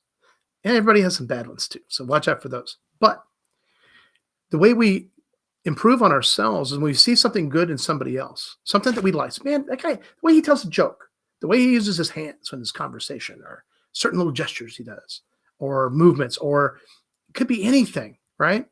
But you like what they do. And then all you got to do is take that and lay it on top of who you are, make yourself, improve yourself, right? So for me, it's been a lifetime of that. Sure, you're going to adjust yourself. Who you are is who you are. But the fact is that when you choose to be a gentleman, when you choose to be a good guy, right? These are choices you make. When you choose to learn how to tell the right joke in the right time, in the right place, with the right timing, that's a choice. Learning how to do a Rubik's Cube, again, a choice, right? But impresses the heck out of people when you do it. If you can do it with your feet, 2 thumbs up, right? Being a mentor to people, sharing your knowledge, sharing your life experience.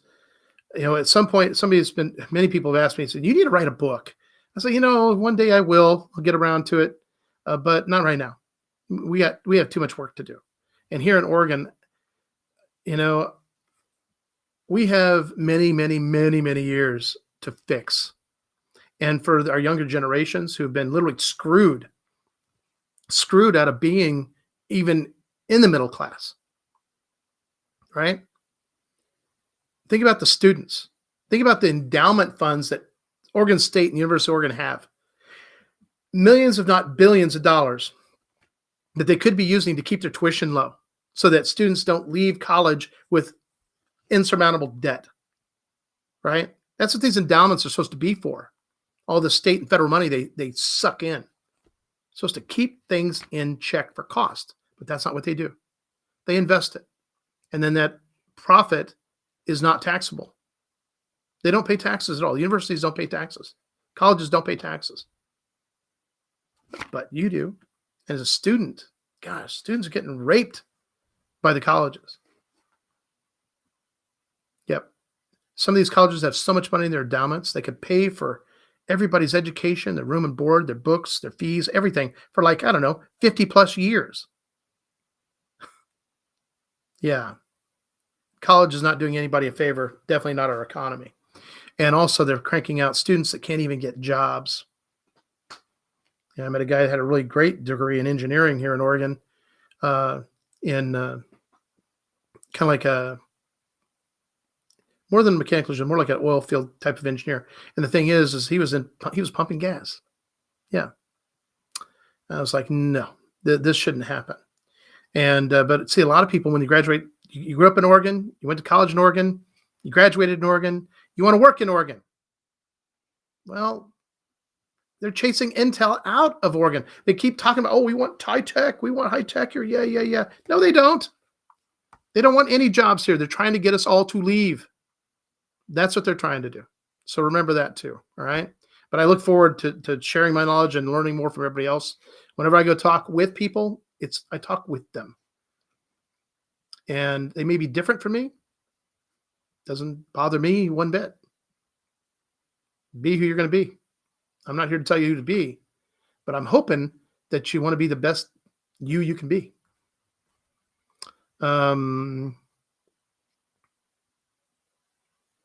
Okay. Awesome. Thank you, LD. I appreciate that.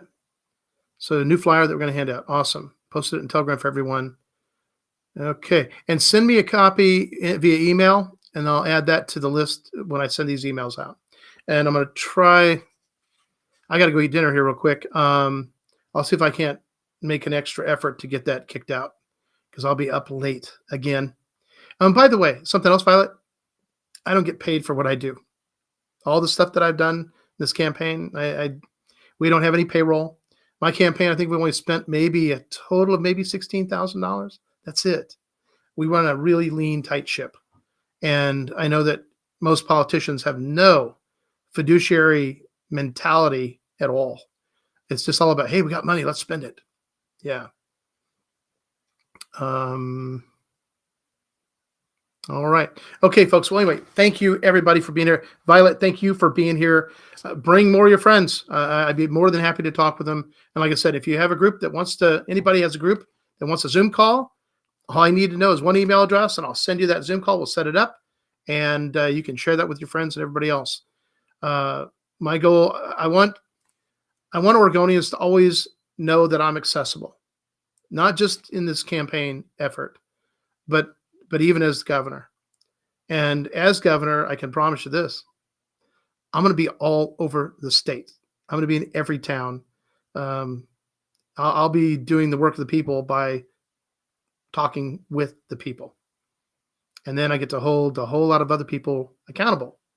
And if they're screwing up on behalf of the people they're supposed to represent, I'm going to point that out publicly. It's only fair. You, as the voters, you're the ones supposed to benefit by your representatives.